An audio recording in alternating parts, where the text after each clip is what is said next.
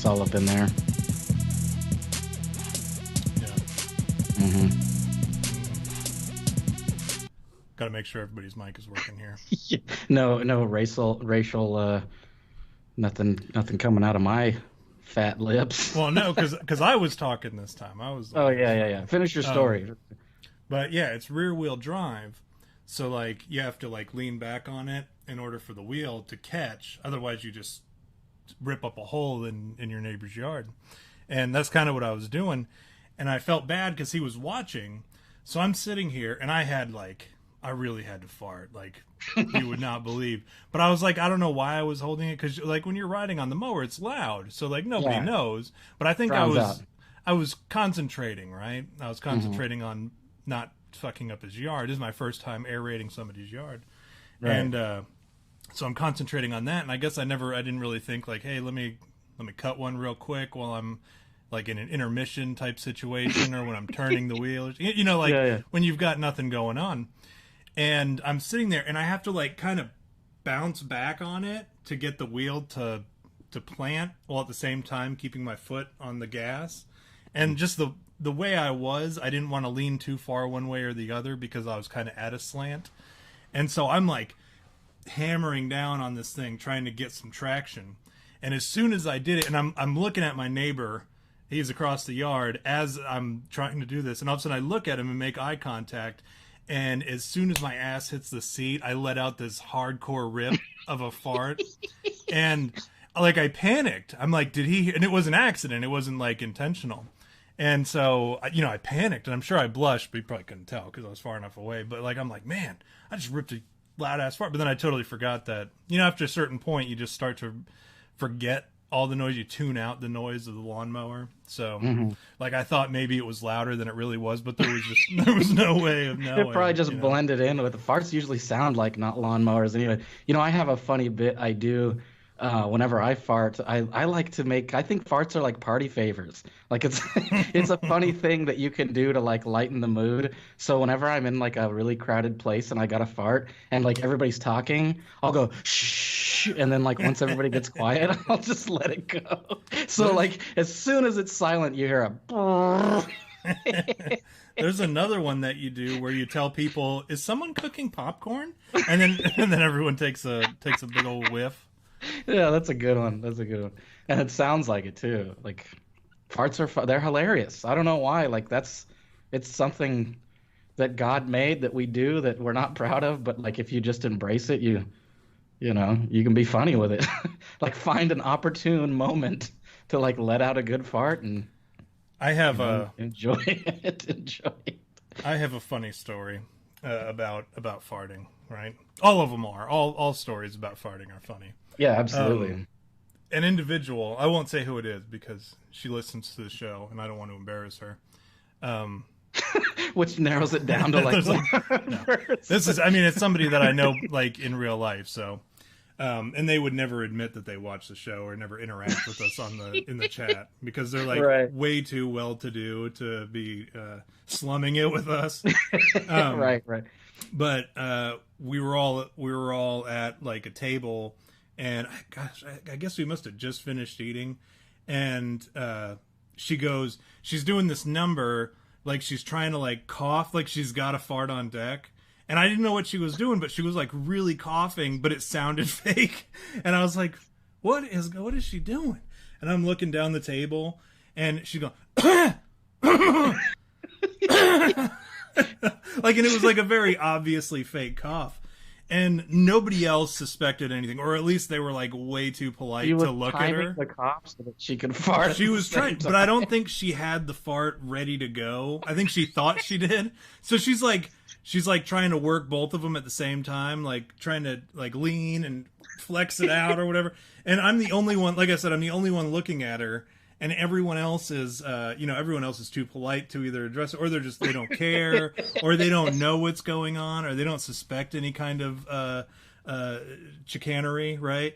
So like, yeah, so like I'm still watching this whole time, and this coughing is going on for far too long for it to have been like just clearing of a throat or maybe like a tickle. There's something deeper going on, and this is before a time of coronavirus, so it's not like anyone was suspicious of that.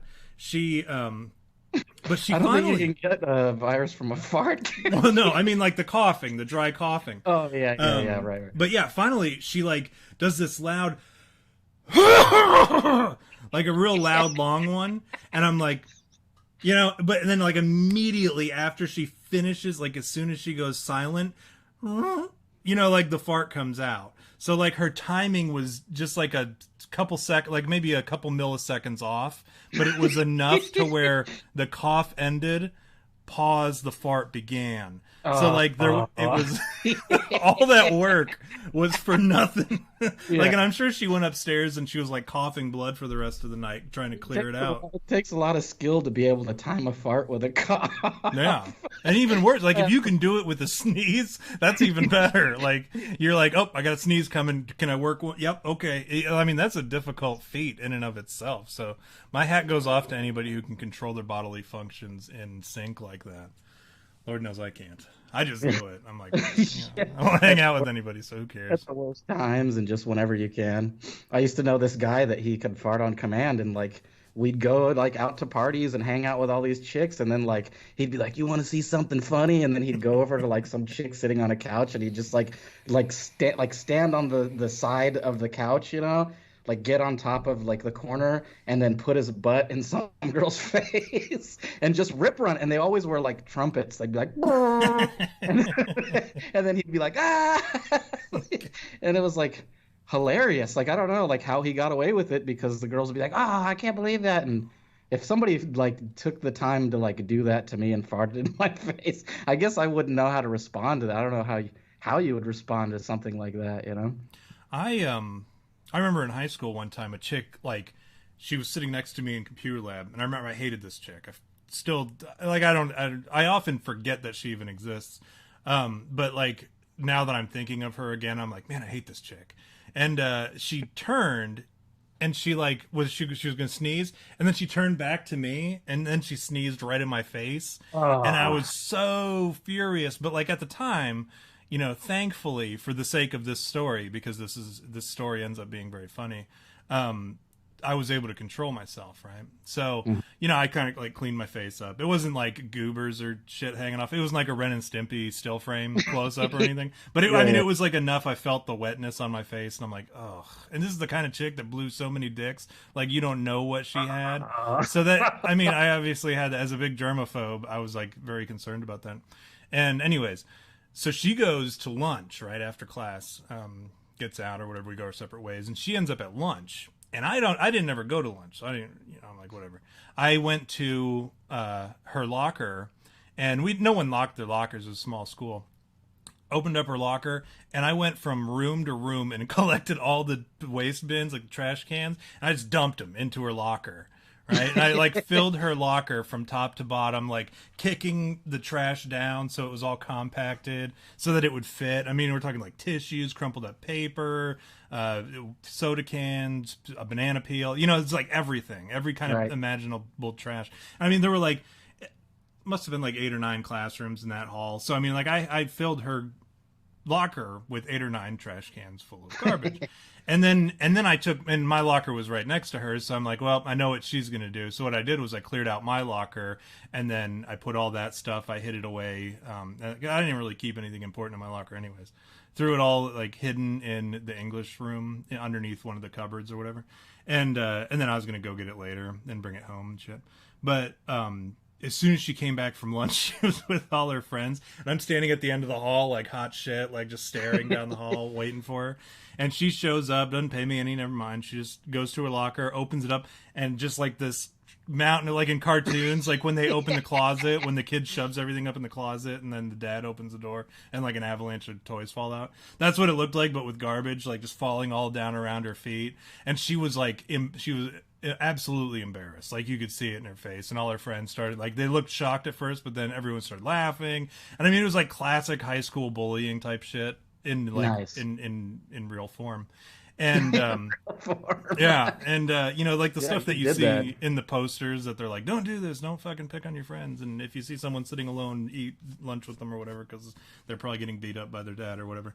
I was that guy, like I would pick up, but it was always people who kind of deserved it. So like that instance, and You so were like the she. champion of bullies. Right, and but I like yeah, and but like more because I was also like kind of a huge like no, I wasn't like popular, so I was kind of like the guy who would have typically gotten bullied if not for the fact that like people just didn't care. They were like, well, like it was a small school, like I said, so it was like no one really bullied anybody, but like some people did. Like there was like one bully in the entire school, and he was like the Nelson of the high school, but like everyone just hated him, so we didn't pay him any. Never mind. Gosh, what was his name? Guy. His name was Guy, which is That's hilarious. yeah. That's a hilarious bully name. And it's such a lazy Guy. name. So like the parents are lazy too. They're like, what would we call him? Well, he's a guy. Sold. Yeah, that seems good enough. So But what are we toasting to here? I got my don't know. bottle. I know I'm I don't ready drink, to. but I got my I'm ready bottled to. water here, so I'm ready to toast. To What do we, bullying. Let's toast to bullying. Keeping bullying alive, because what does workaholics say? They say, at what point does the anti-bully campaign turn into just picking on the cool kids? Yeah. All right, cheers. Yeah, because I think people need to be shamed. I think bullies are like a necessity, like a what do you call it, necessary Yeah, evil? necessary evil. Because like, they're the ones that like tell you suck and like why you suck, and people need to know that. I think people should know why they suck and like actively try to change why they suck. You know So what? there should be. I'm a little curious. No, and I agree with you wholeheartedly on that topic. But I'm curious. I wonder what if there's been a study, because we used to call this kid a fag all the time. Like we'd call him. I mean, this is back in like the late '90s, early 2000s. When it was okay to call people fag and retard and stuff. And like nobody, because you didn't really mean it. It's not like you were saying he was gay and you were No, slandering he was just a him. fag. Yeah. Right. I get it. And it's not like you were saying he was mentally slow, because typically the kind of guy you would call a retard was like a smart guy that just made like a dumb, oh, come on, you retard. And it was, you never really meant it like that. But a lot of these kids don't realize that. I have to tell my kids all the time, I'm like, well, we don't say fag or retard because the fags and the retards get mad. But they, Get mad. The retards can't get mad. Like, come on. no, they're always happy. That's the thing that I love about them. But no, they, you're going to get me in, you're going to get me in trouble again. Don't get mad. Trust me. That's going to be your quote for the week. It's going to say, retards don't get mad. Come on. But no, we called him a fag. His name was, I'm not going to say his name. I was just out of respect. I almost did because who cares, Probably still a fag. But that's the thing. He grew up and now he's gay. So now, really? and we always kind of like suspected that maybe he was a little bit of a fagula. But he grew up and then come to find out he's gay. And now I'm kind of curious. I wonder what the statistics are of like bullies who call certain nerds fag or queer or whatever. What is the statistic of those bullied kids who grow up and become gay? And like, is there an impact that these, because we all know that homosexuality is not based on a genetic mutation. No. It's based on societal upbringing. They've proven this now. And I'm curious if bullying kids and calling them fag or gay or queer or whatever is part of that societal upbringing, or if it is typically more about like the tolerant behavior within the home, where it's like, oh, we love the gays, and here, dress up like a girl, Timmy, and he just grew up and he was like, well, I guess I'm a fag. Yeah, he's like, I guess Tom was right, I see and like this is a topic that we've gotten into before about like people dressing their like boys up as girls, and like, I'm just gonna raise him as a girl. And like, I've seen these things where like these chicks, they'll let their sons, like their 8-year-old 9-year-old sons, they'll like do makeup on them, and then they'll like post it on Facebook, and they're like, look at my son, I painted his face like a girl. And then the kid is like what does that imply? Like, what's the implication there? Like, yeah, maybe whatever, it's okay, she's just practicing, and the kid the kid is a kid, and so well, he doesn't know any better, and like maybe he grows up and is like, I'm comfortable with it, and then next thing you know, he's sucking a dude off. What do you mean, boys don't wear makeup? Yeah. So I don't know. That's a good question. I think to wonder like the most people that I called fag, like I wonder if they're fags now. But then at the same time, you have to think like the brighter side of it is like maybe you help them understand that they are gay. Like they knew all along, but you were the one going, "Hey, bro, you are gay. You're gay." How many people did you yank by the hair out of the closet? Like, get out of Yeah, here. exactly. Fag. Exactly. You pulled him out and you were like, "Look, dude, you're gay. Stop acting like you're not We know gay, you're gay, fag." dude. We know you're invisible. No, I was watching that Aqua Teen. Speaking of, we know you're blank. You know, I was watching Aqua Teen, the movie, the other day, where he's like, it always makes me laugh when he's like, "Freeze! We know you're invisible," and then like the guy's not really invisible. There's no one there. Remember that part at the beginning? I haven't seen it. I need to watch it again. It's been of all Lordy. I know. I'm such a huge ATHF fan that I should like watch it every day. But the movie I haven't watched. I know lately. I need to probably just go buy it on the internets. Yeah, But, you should. But there's like a yeah. part at the beginning where like they're trying to catch Time Lincoln, and like the dude they roll. It's like these two cops, and they burst in the door, and he's like, "Freeze! We know, come out. We know you're invisible." And he's like, "Just because we fought one invisible guy doesn't mean they're all invisible." He's Yeah, like, it's "But good. this time I think maybe it is." So, but I was thinking, we were on the topic of movies earlier today, and I had a question for you that I didn't get a chance to ask. What is like? We all have one, and I hope that people in the audience will also participate in this question. And afterwards, I'll make sure that I do the greetings to everybody in the chat. But what is? Feel free to play along at home, folks. What is the movie that was so gay that had like a scene in it that was just so gay that you couldn't finish it? Like you had to turn it off. Like everyone has one. And I know you know mine. So I'll go ahead and say mine for the benefit of everybody at home. I was watching a movie called I Love You, Phillip Morris. Right? Is that what it's called? Yeah, Philip Yeah. Morris with And- Jim Carrey and Ewan McGregor. Right, and I thought it was going to be, I was like, oh, this will be a fun movie. It's got two funny guys in it. And this is back before Jim Carrey turned into a huge douchebag. But, like, I was like, two funny guys in it. I really like Ewan McGregor. He's a great actor. And, you know, it's about this. I thought it was about, like, this. I don't know if it is at this point. Like, if it's about, like, the cigarette company, Philip Morris, right? I was like, it's about cigarettes. I like cigarettes. I'm like, everything about this movie screams is like, it's perfect for me. And I'm, like, glad I'm, like, in the video store, like, oh, I know this movie is going to be perfect for me. And, like, waving it around. But in reality, it turns out there's, like, in the first opening sequence, there's a very graphic gay sex scene. And it was weird. I mean, like, if it was just me, you know, it would have been one thing. I might have just paused it or whatever, and or like rewound it and then started again. But like my wife was there with me, right? So like we were both mutually like looked at each other. We were both mutually disgusted and turned it off because it was just like it was so much. Right. It wasn't just like a tasteful, like quick boom, it's over, you know, or such implied. a funny terminology, tasteful, because like remember we were talking a right. few episodes ago about like you see like a movie or something where two gay guys kiss and you're just like, oh, you're like immediately off put.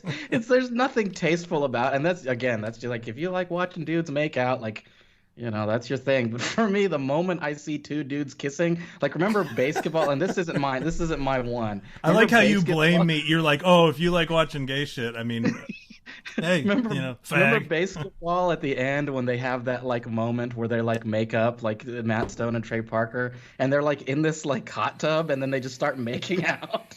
Like it's supposed to be funny because they like made up being friends again and they go into making out. Like that was supposed to be like insinuate that now they're friends again, but also like gay for some reason. But that isn't my one. I'll tell you mine. And like it was. Well, like, I mean, it's the end of the movie, right? So it's like, well, Yeah, I've made yeah. it this far. I might as well. Yeah, it was power the end of the through movie. it. But the my one actually isn't a movie, and I'll tell you the backstory of it. I had this friend when I was in Germany, Hopkins, and he would always tell me about this show. He'd go, dude, you gotta watch this show. It's called True Blood.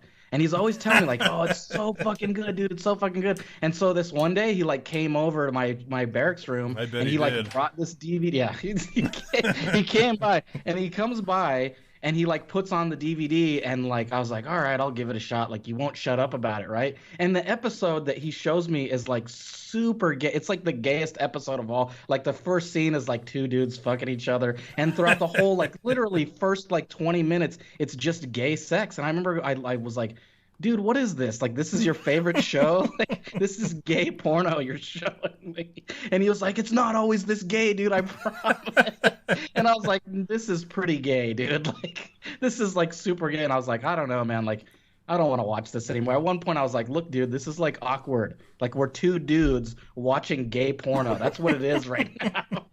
And I was like, it's like to the point where I'm like super offended, you know, like I can't believe that you thought I would like this. Like, do you see What like messages have I been sending that would like exactly. imply that this is the sort of thing that I'm into?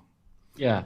At that point, it's just like, oh no, dude. Like, so yeah, that was my experience. And like anything else, like I try to like read reviews about movies now because I haven't seen like the big gay movies like Brokeback Mountain. Like I never actually watched it, but I heard people tell me like that movie's about two gay dudes, and that was enough for me to be like, well, I'm not watching that. And then the Philip, I love you, Phillip. See, my sister was the one that told me. She was like, just like you. She was like, I thought it was gonna be funny, and then the first scene is Jim Carrey getting butt fucked by somebody.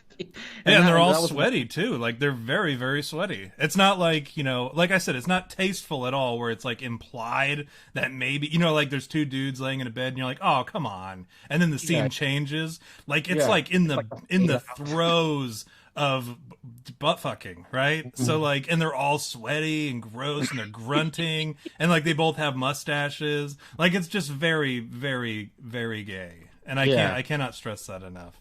Yeah, gay as it's about as gay as what? about as gay as it gets.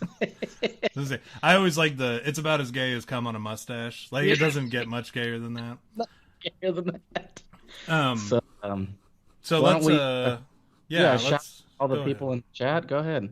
Well, I guess this is my thing. I often am the one who does this. I rapid fire through it. Yeah.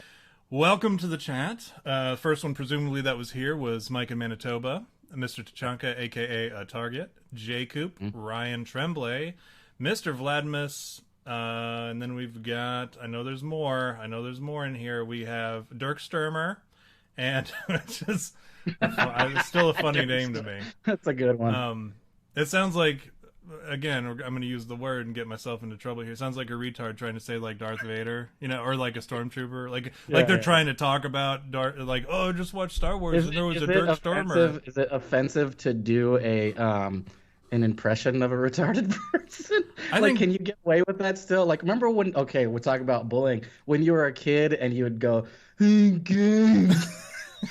Or when you say Timmer or whatever, you do the Timmy impression. To do like a mentally retarded impression. I think even like addressing the fact that there are mental deficiencies among the population is like at this point offensive, and I think we can talk a little bit about that. Let me wrap. We got Skinwalker Cinema, so I assume we've got Yakov in the room, and then we've got Noni Shy, Buzz Busby, and that's everyone that I see in the chat. So welcome to the show. If you haven't already and you're having fun, hit that thumbs up button. We certainly appreciate it. It always looks great when we have double digits on that, the thumbs up. If you haven't already subscribed, go ahead and do that too. That'd be great. We'd certainly appreciate it. Now that's what we were going to talk about a little bit. I guess we weren't really going to talk about it, but now we are because you brought it up.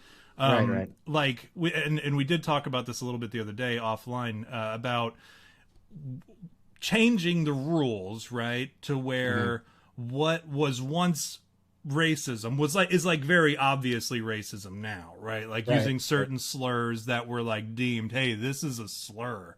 Like you cannot say the N-word, you cannot say whatever. Like I'm not going to go through the list. You know, as funny as it might be to hear me sit here and like ruin any future possibility of like political go through every racial epithet. Like let's see. Right. We won't do that though. Yeah, I know. Just in case I want to run for like I don't know, representative for the state of Kentucky or whatever. City council, dude. Then again, that sort of thing. Yeah, then again, that sort of thing might help me in a run for city council in Kentucky, depending on the city, I suppose. Right. Not one of those faggy liberal cities. Gay. Nice. But yeah, like we changed. We're so offensive today. This one gets an automatic NC-17 rating. So like when we changed the rules of what is deemed,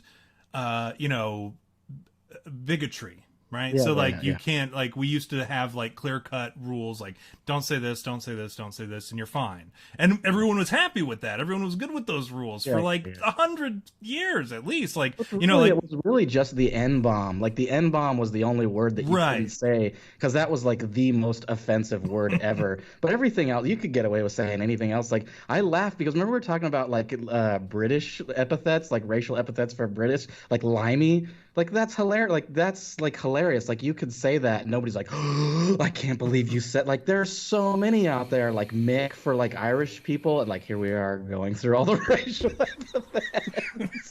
But there's like, and then like even like the white people, like racial, like there's nothing offensive about them. They're just funny.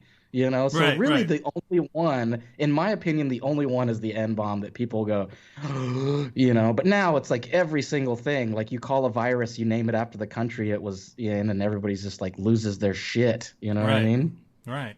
And that's where I kind of get a little frustrated, but at the same time, I'm kind of like happy that this is happening, right? Because, and I know I used this quote with you the other day, when everything is racist, nothing is racist. So like when we get to a certain point, like part of me is like egging these people on to like, hey, that word is also a little offensive. Let's add that to the pile. Or, hey, you can't say that because that's offensive to so-and-so. So like at a certain point, we're going to have such a limited vocabulary of things that we can say that it's going to be very difficult not to say any of those things. And at that point, everyone's going to be like, well, I feel like that was one of those words that we kind of added in like the 2010s that nobody really found offensive, but for whatever reason got added to this list. So like, fuck it. Let's go back to the point in history where we can just say whatever and pull our cocks out. And, like you just do whatever. Yeah. Like go back to the 90s where it was like cool. I'm to cool just with do whatever. that. I'm totally cool with that. And that's what I'm hoping we get to. Yeah, I'm hoping we get back to that point where when everything is bigotry, nothing is bigotry anymore, because it's like, oh, did you say something mean about people who wear green shoes? Like, how dare you? I was like, well, I didn't mean to, I'm sorry, people with green shoes, those. And then you say like, that was the argument too, was it was you people was trending. And I said, you people need to grow up, because Trump at a press conference said like, why are you people always asking such negative questions, referring to the press? Right. And of course, it was a black woman, so it became, oh, Trump said "you people" to a black woman. Yeah. No, he was talking to a journalist. They're so but whatever. Eager to turn something he says into racism. They're so eager. They just want to like vilify him. That's all there is to it. But what's funny to me is like guys like us, and I think I would say our listeners probably too, is that we're not really offended by anything. Like you could call us anything and make fun of us and whatever, and we just kind of like laugh at it or go like, sick burn, bro. But like really, I think that's the problem, and this is my soapbox, is that's the problem with society, is that they are offended by shit. Like who gives a shit? It's just words. Like it does literally nothing to you. Like unless you let it. Like that's the funniest thing about it, is like people are like, oh my gosh, I can't believe you said this word or you said that word. And it's like, so the fuck what? Like, who gives a shit? Like, oh my God, did you die? Did you die from it? No, and that's alive. That's when I share that Tobey Maguire picture where it says "gonna cry." Yeah, block me. And that to me is like, that makes it even better when people take it personally. Like that's when I'm like, oh, it worked. It totally worked. I got to think of better words next time. I'm all about people. I'm all about people like either loosening up and being like, yeah, you know what, we are being retarded, right? Like I want to get back to saying that, because that's one of my like 8 words in my vocabulary. It's funny. And like, but I'm also like for people continuing on this path of self-righteousness where they're like, we need to stop saying anything that has the letter Y at the end because the Y chromosome is the fucking devil, you know, like, and that's kind of what the road that we're going down, right? Like women don't even want it to be spelled WOMEN. They want it to be spelled WOMYN or whatever. And they want to change like these pronouns, and they want to change this, and they want to change that. And it's like, Dumb, dude. grow up. And you know what's so funny about it is like even when you think about it, like what really did you achieve? And like in the like let's assume that there's this like future where like all these words are outlawed and like people get their way and you're not allowed to say certain things. Like I will champion the movement of coming up with new words to offend people. I will constantly come up with new words that offend people that like throughout the ages people will be like, you can't say that, and then I'll come up with a new word that they go, well, you can't say that anymore. And then I'll come up with another word that pisses them off. You're the guy, yeah, you're the guy who just like furthers you keep bigotry alive, right? Yeah, exactly. Yeah. So, like I'd like to think so. Yeah. Well, that's why you have the ally, right? We've made it. We've successfully made it all the way to the actual content of the episode. We made it through the monologue and everything. Well, it's not really like a monologue because it's always the two of us or whatever, but the duologue. Just rant. So what are we talking about? Not the COVID-19 again. I hope not, because I'm so fucking sick of that shit. You know, a country actually banned the use of the word coronavirus. It's like like a country that I didn't even realize existed until I read the name of it, and I was like, Turkmenistan or something. But yeah, they banned the use of the word coronavirus, which is funny because like I've heard the word like I kind of wish that they would ban the word coronavirus everywhere because I'm so fucking sick to death of hearing it. Like, I mean, at this point, like I would rather people I welcome people calling it the American virus because I'm just so tired of hearing it called the hearing the coronavirus or COVID-19 this. Like everyone's like, no, we need to call it the American virus because they're always calling it the Chinese virus or the Kung flu or whatever. They're just trying to shift blame back to us like we are the ones that ate a bat or something. And you know what? Do it, because I'm tired of hearing the word coronavirus. So call it the American virus or the American flu or whatever. I don't even give a shit anymore. I just don't want to hear the word coronavirus anymore. Like when people were like 9/11, 9/11, 9/11. Like, okay, I got it. I get it. We're still talking about it. Like, and it's 2014, 15. Like we're still like on this kick of like 9/11, but like let's drop that term. It happened. It was a thing. You know? And let's call it. If you have to continue to talk about it, let's call it the attack on the Trade Center or something. Mix it up. It's like when Kevin Smith did a bit where he was talking about how he was asked to write the Death of Superman script, and he said he would call him Superman, but then every once in a while he would change it up and call him Kal-El, or he'd call him Son of Terrell or whatever, and he would just change up his name to something else so that it's not like Superman did this, Superman did that, Superman, all throughout the thing, or he'd call him Man of Steel. Yeah, that's a good writer. Right, and the guy like didn't know what he was like, who's that? Who's Man of Steel? Who's this? It was like the producer or whatever, and he's like, that's his Jor-El. Was it Jor-El is his name? Or no, that's his dad's name. Kal-El. Yeah, Kal-El is the... Yeah, he's like Kal-El's Kryptonian name, right? And so he's like, oh. Like the dude clearly had no idea what anything to do about Superman. But that's kind of like where I'm at with the like 9/11, using that term all the time, using coronavirus all the time, using this for all the... Like, let's mix it up a little bit, and let's pretend that you're writing the novel of your life. Would you like to see the same fucking word every page used to describe the same thing? Like at a certain point you sound like a broken record and no one wants to hear you talk, which is kind of like the fact of the matter already. But let's try to mix up your book a little bit and make it maybe a little bit more sellable so it doesn't end up in the dollar bin. So what we are talking about today, I'll let you take the wheel here in a second. There was an interesting thread that we actually shared on the Twitter, and we're gonna kind of touch on the thread itself, but we're more gonna talk about some of the stuff that wasn't mentioned in the thread. It's about The Simpsons and the Yellow Cube.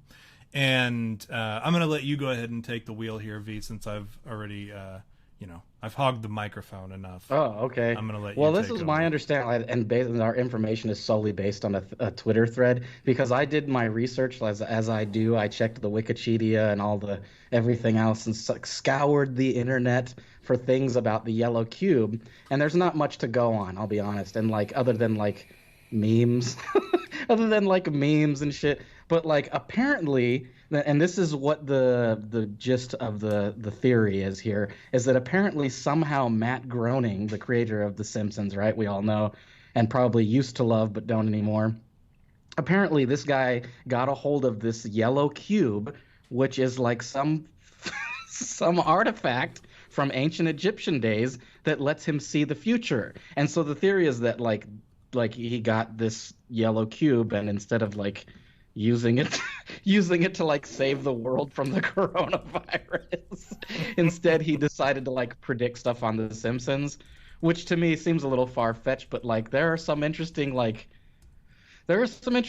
that The Simpsons did predict, which at the same time, like South Park's done the same thing too. Like they've predicted a lot of things too. But I don't know. I don't know what to think about it, to be honest. Like when I went through the thread, I kind of like laughed because a lot of the stuff is speculative. But then, like I was saying the other day to you, I go, well, that's what we do on the show. We're super speculative about everything too. So fuck it, let's do it. Let's talk about it. Let's see like what the audience thinks about it, and like that's kind of the gist of it. What I know is like it comes from ancient Egypt, which like let's be honest, all the weird shit comes from ancient. We tie aliens to ancient Egypt.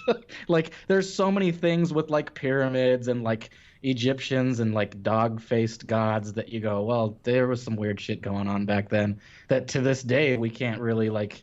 I mean, we can't. Like, there's still things to this day that we go, what the fuck? Like, I saw this thing the other day, and I know I'm getting a little off topic, but I saw this thing the other day. I watched this historical video, and they were talking about Cleopatra and how, like, we have this image of her now that she was, like, this beautiful, like, whatever. But she was, like, a product of, like, inbreeding. So she was probably, like, a mongoloid. She was probably a retarded person. Or a fag, who knows? Yeah, or a fag. But did you know yeah. she was hooking up with Julius Caesar? Right. Which wasn't that like her brother or some shit? No, that's Roman. That's Roman. Right? They well, yeah, well, I mean, she was Egyptian, and then Julius Caesar was from Rome or whatever, and but they hooked up, and they kind of like created this allegiance, but they like literally hooked up, and they had a kid, and then that kid. I believe he was adopted by somebody. I don't remember. Like I'm not great with my Greek history. I'd have to talk to my oldest about that. He's the one who studies all that stuff. But yeah, like their kid ended up going on to become some phenomenal. I want to say Octavius or Augustus. Anyways, all those names run together. Autoerotic Augustavia. The Dr. Octopus. That guy. Yeah, Doc Ock. Yeah. Remember, what was his name? What was the dude that played him? Fucking Willem Dafoe? No. No. It was the guy. He was in Prince of Persia too, and he says the word notoriety. Oh, you're talking about Jake Gyllenhaal. No, that's that. I'm talking about the chubby guy. What is the guy's name? Come on, that's gonna bother me. What are we talking about? Doc Ock? Alfred Molina. That's it. Alfred Molina. I don't know who that is. Nailed it. What is he in? What else is he in? He was in Frida with the unibrow. Give me something else. Give me something that I've seen. He was in I don't know. He does a lot of voice acting. I know that. I can tell you that. What was he in that you're talking about? He plays Doc Ock in Doc Octopus and the Spider-Man 2 with your boy Tobey Bully Maguire. I never. You know what? I don't think I ever watched that. Are you kidding me? The second one is the best one out of all the Spider-Man movies. I'm gonna go on record and say that Spider-Man 2 is the best one out of all of them. You know what? Here's my unpopular opinion. I actually liked the Spider-Man with the second less popular guy. Alfred Garfield or whatever, Andrew. Yeah, something like that. The goofy one, but not like funny. He was like a puss. Well, Spider-Man is kind of a pussy, and I'm happy to say that with Jamie Foxx. What are we talking about here? I thought we were talking I about don't the know. yellow. We are I kind was of talking about the yellow box excited to here. talk about the yellow cube because it's like TV stuff, and I'm like a TV movie guy, so it's like. But that was actually really the gist of the knowledge I had, and there wasn't much to go on. It's not like I could read Wikipedia and pretend that I have all this knowledge on it. So you kind of gotta like take the reins and go, well, this is and then I can throw in like quips and stuff. Quips.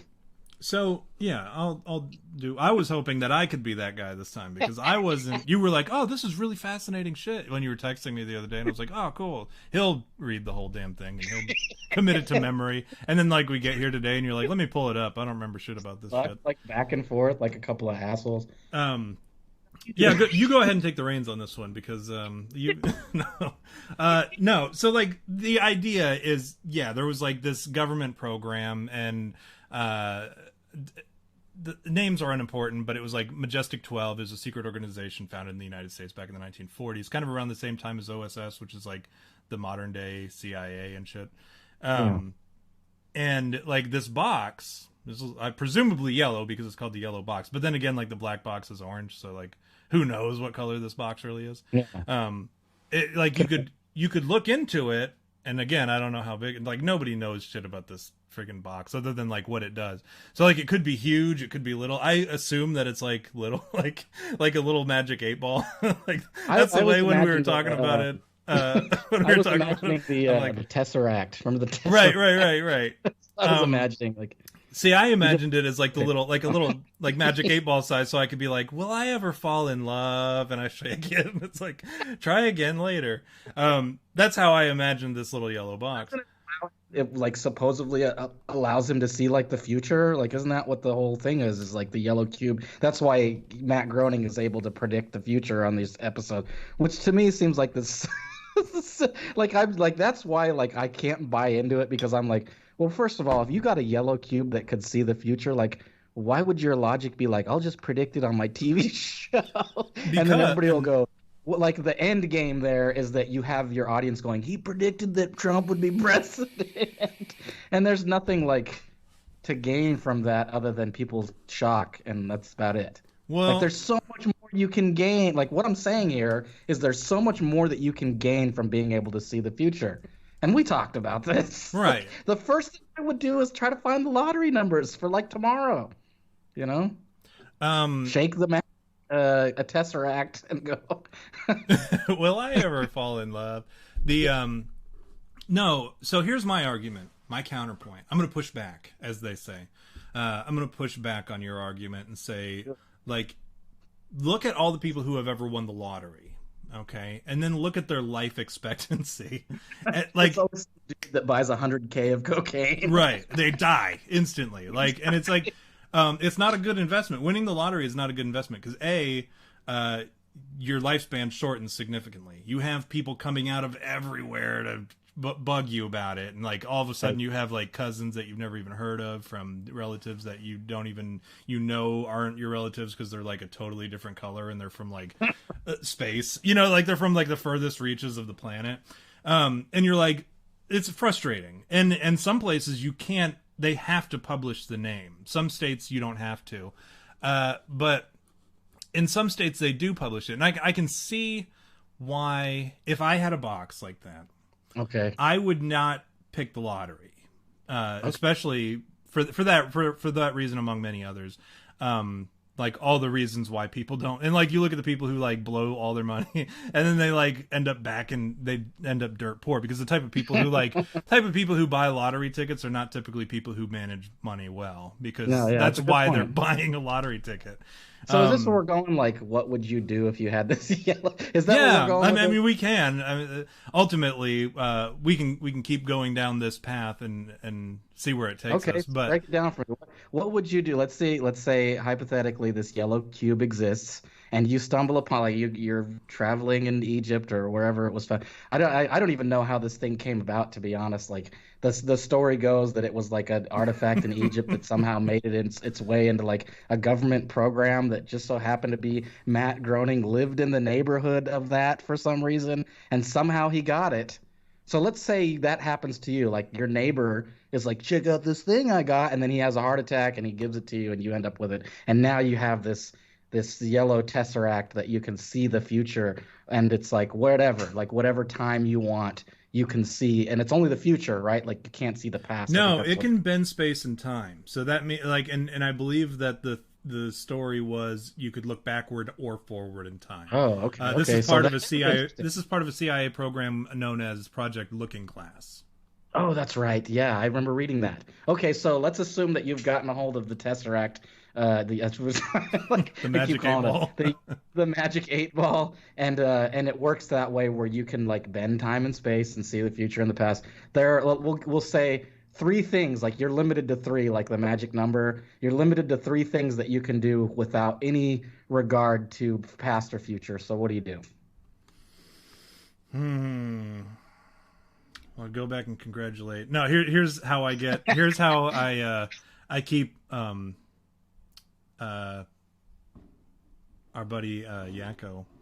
This is how I keep our buddy Yakov listening to the show. I go back and congratulate Hitler for a job well done. All right, I said it. I'm just kidding. Let me go on the record. Let me go on the record and say I'm kidding on that one. I think we just topped the offensive level. I was like the Pat Bateman phone call where he's like, and I ate some of their brains. Like he has to like distance himself immediately from it. I'm sorry.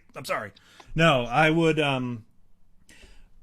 probably do the same thing that Matt Groening did. I would do some kind of like really long-term surefire paycheck. Okay.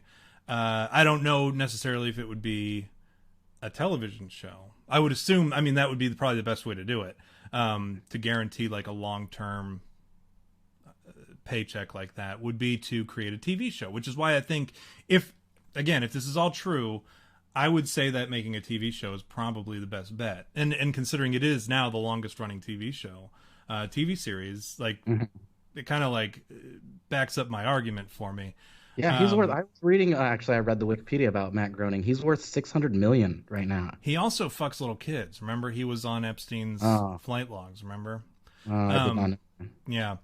He was. They talked about him. As a matter of fact, one of the girls that came forward, and she was talking about the experiences that she had as a girl on the Epstein flights. She said that Matt Groening had like a foot fetish, but like his feet were the nastiest feet she had ever seen in her life, and like they were all jagged, and the nails were never clipped, and they were all yellow and stuff. So like these guys in like feet, man, like fucking Quentin Quarantino and these guys. So you create a show. I would do something like that. One thing. No, that would be one of the things I would do. And then on top of and this is why I see why he would have done that, because that's a guaranteed paycheck. Like if right. you know, if you look out far enough and you're like, okay, if I do this thing, if I take these certain, because the way it was kind of described was kind of like you look into this thing and it's kind of like the death crystals on Rick and Morty. There's like I know you haven't watched the new season yet. I have not. Yeah, there's like a thing where they have these death crystals where if you look into them you can see the future, but it's always changing because whatever you're doing impacts the future. So like right. Morty spends the whole episode trying to move towards this life with Jessica, right? What is that theory called? It's like a time, what is that called, where they talk about it in the Endgame movie where the timeline breaks because something happened differently, so now there's like Fracture. Two different timelines or whatever. What is that called? There's a term for it. Or splitting? I don't know. I think anyways, like a rift, maybe. Yeah, maybe something. Paradox. Maybe a paradox? Paradox is when it doesn't line back up. Kind of like in time travel.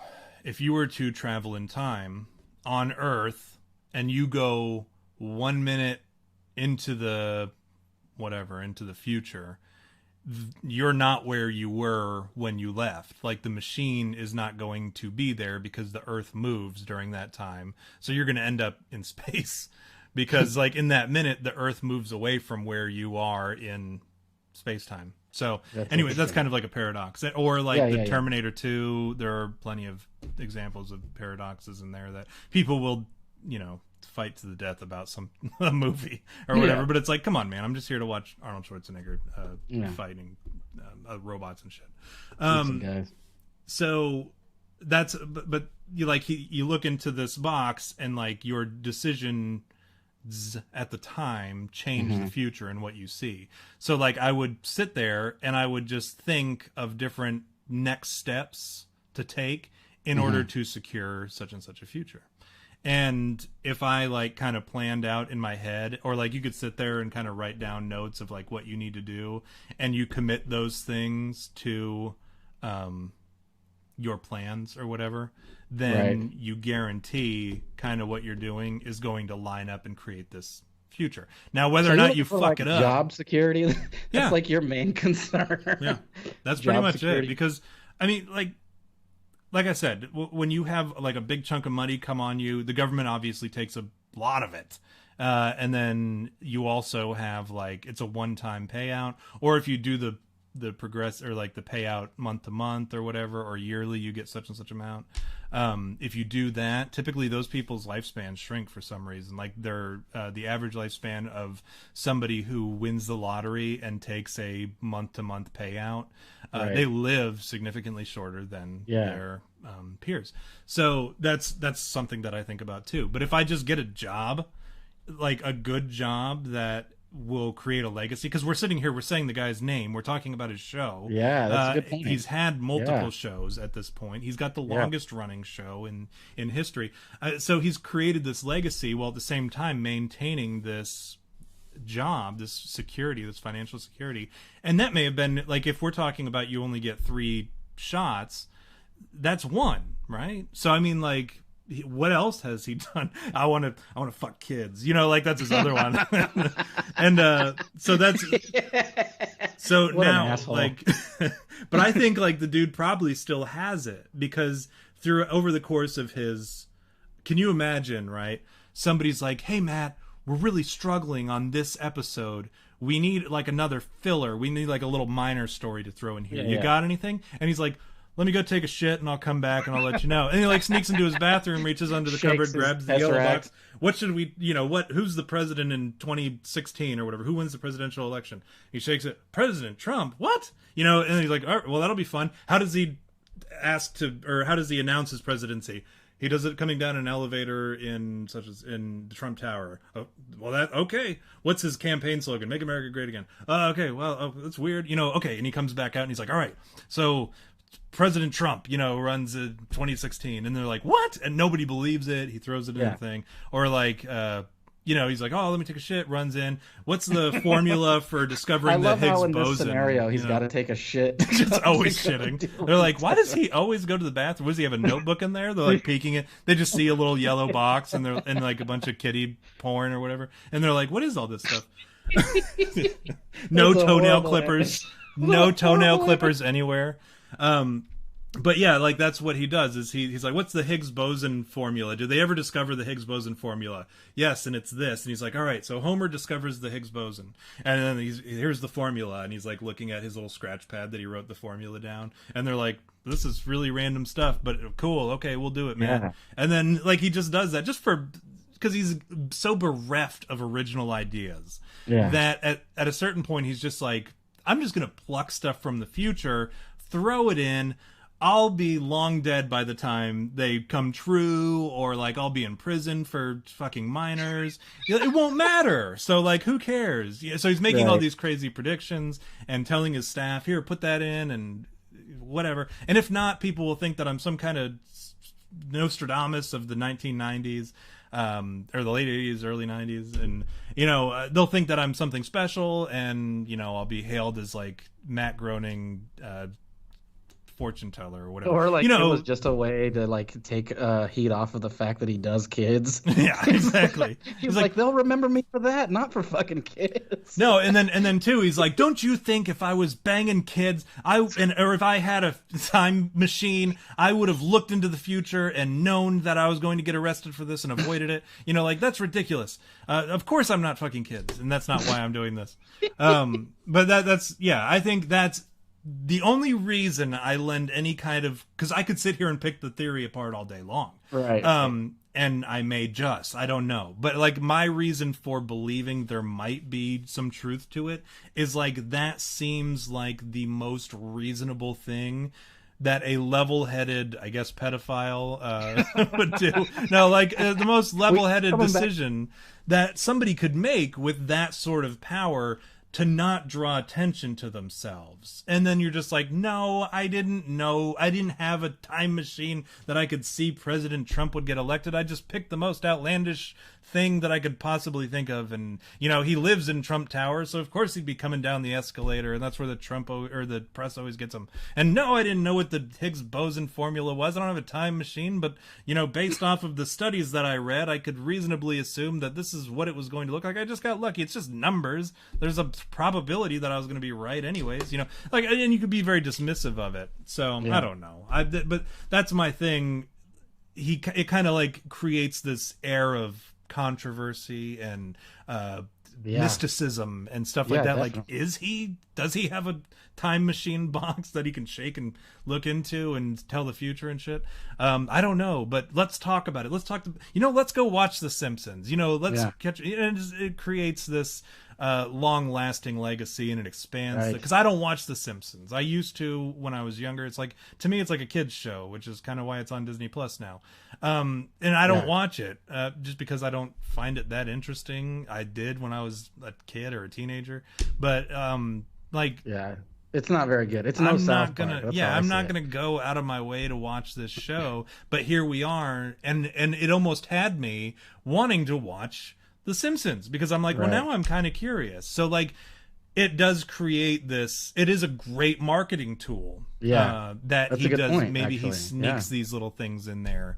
I don't know, but that's my theory for it. Now I could also sit here and say any number of the things. I can tell you, I can dispute any number of things. Roy's tiger attack. So Siegfried and Roy got attacked by their tiger. They're tiger trainers. There is bound to be, and animals instinctively will go back to their primal nature, and they will occasionally attack their trainers. It happens, and it's a tiger with a lot of lights and a lot of people in the audience, and sure, there's going to be a point where these two homos on stage get killed by a tiger, right? Yeah, they're definitely homos. Mutated tomatoes. That was another example that they give, the tobacco plants. It's not that hard to create, and especially now, like. Even at the time, which that episode came out back in like the mid 90s or maybe even mid to late 90s. But that episode talks about how they blended tobacco and tomatoes and create this new tobacco plant, which is a disgusting tomato. And then somebody went and created the tobacco by splicing two plants together. Now, like, if you know anything about gardening or planting or any of that process, it doesn't take much to create hybrid plants. That's something that people have been doing for millennia. It's no surprise there. So rigged voting machines, they were talking about how some of these things are just things that, like, we already knew that these voting machines, this is back when Obama versus Romney, we already knew that there were like fallacy or shortcomings in our election system. And whenever you put anything into an electronic, which is why I'm so adamantly against the electronic voting system, I think everything should be paper ballots, hand counted. I mean, you're only counting a set number, and you have pollsters or poll officials who count the shit. And I mean, like, it's not like you're counting 300 million votes or whatever the adult pop. It's 180 million or whatever. It's not like you're counting 180 million votes by hand with one person. You're doing it by district, and each district only has X amount of people between, and you're talking like 8 or 9 people in a poll station. Come on. Like, it's not that difficult, but they want to switch to this electronic system so that it can be manipulated. And we know that that's a shortcoming, and they can be hacked and they can be manipulated within the parties. So that's not like something that I would say is necessarily predicting the future. That's just common sense. Hey, like, and Dustin's in the old D minus. He's in the chat. D-Train? And he said he's going to plant something in me, Tommy. So, talking about the tobacco plants. So, and then, let's see, what else? I mean, I didn't read all of them. The smart watches, I mean, that was shit that was predicted in, like, Star Trek back in the 80s, 70s, 80s. So, I mean, like, this is, a lot of this shit is, like, I could sit here and pick it all apart, and horse meat's used as a secret ingredient. They've been using horse meat in food forever. The the Beatles. I mean, some of them are real far-fetched, like you said, they're speculation. But again, at the same point, we want to talk about how, like, I think we've made this argument before where if something weird happens and then it doesn't happen again, it's real easy to be like, even you and I will be like, oh, it's not paranormal, dude. You know, like even we can admit that there's probably nothing paranormal about it. But like if there's something weird that happens and then it continues to happen, like, yeah, there's a pattern at this point. And now you kind of have to address the fact that it might be true or it might be paranormal. It might whatever. And Dustin, you better hit that like button because you were. Yeah, Dustin, you were I see you in there, and you know I'll never snuggle with your gay. I knew you was gay. He says I want to snuggle. What an asshole.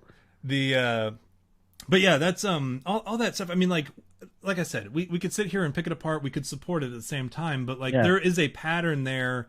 Whether or not he's just really, really lucky and like he used common sense mixed with timing, mixed with having a pulse on world events and a trajectory of where technology and shit was going.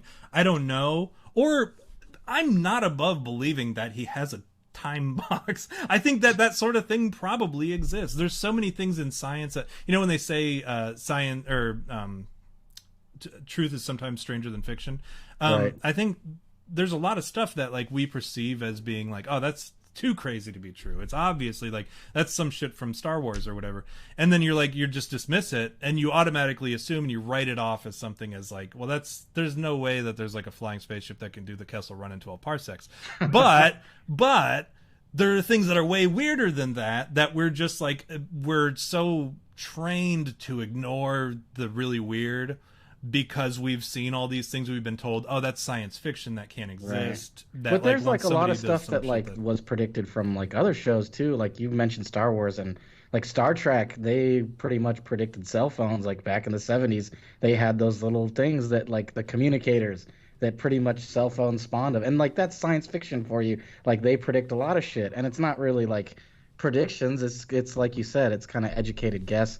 And like I think it's funny that like that like Matt Groening like went political with it and like showed some like shit and like that like, oh, President Trump or whatever, and like that's what shocked people was like he predicted it, he must know the future or some shit. But like I still go back to like my, and like I'm gonna push back again too, because I'm like why would that be the thing you did? Like there's so many things that you can do, like even like humanitarian, like I guess coming from a dude that bangs kids, you can't expect him to be too much of a humanitarian. You can't expect him to be like a philanthropist or like someone who. But I mean, like, and then here's the other thing too is like, we talked about that it can see the past too, and like I was like really kind of like racking my brain before we got on the air, because I was like, well, what would I do if I could see the past and the future?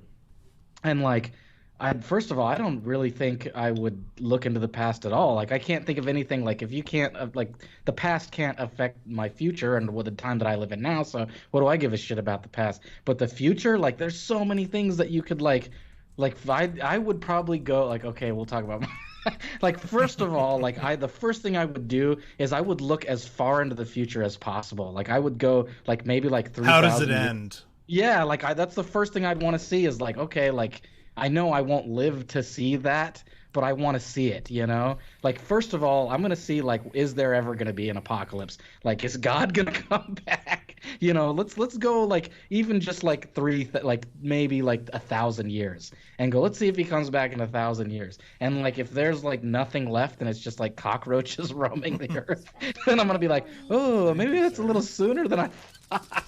You know, so that would be probably the first thing I'd do is like my morbid sense of whatever is I'd immediately go into like, are we gonna like, is the world gonna end, and like, is the human race gonna like end and all that? But and then I'd probably do what, like, you know, I'd do the lottery numbers. I'd definitely go and try to like win the lottery, because then, you know, I the way I look at it is like, you can see the future, and like if you know the future, then obviously there are ways that you can like affect your own future, you know. And like when you think about it, like, and here's the philosophical point is like, no matter what, you're gonna die. And like even like there's that that desire to go, well, how do I die? Like if you can see the future, like isn't that something that you want to go like, hey, look, I know when I'm gonna die, and so I'm gonna try to affect that too. Like I don't want to die. Like nobody wants to die, but the fact is like that's inevitable. Like you're inevitably gonna die. So yeah, you can affect the future as much as you want, and you can like, change whatever you want, but inevitably you will eventually die. So like you said, like, and then that goes back to the whole legacy thing. Like maybe that was Matt Groening's thing, as he goes, oh, I know I'm gonna die at this point in time, so I better figure out a way to like live on, right? So I don't know. That's my spiel. I think definitely I would try to figure out some sort of legacy thing because I know I'm gonna die. But like probably I'd do the lottery thing and then just like spend billions of dollars on coke and hookers. Hey, so speaking of legacy, we have a special guest in the studio, and I'm going to ask him a question, and then he's going to go to bed because it's way past his bedtime.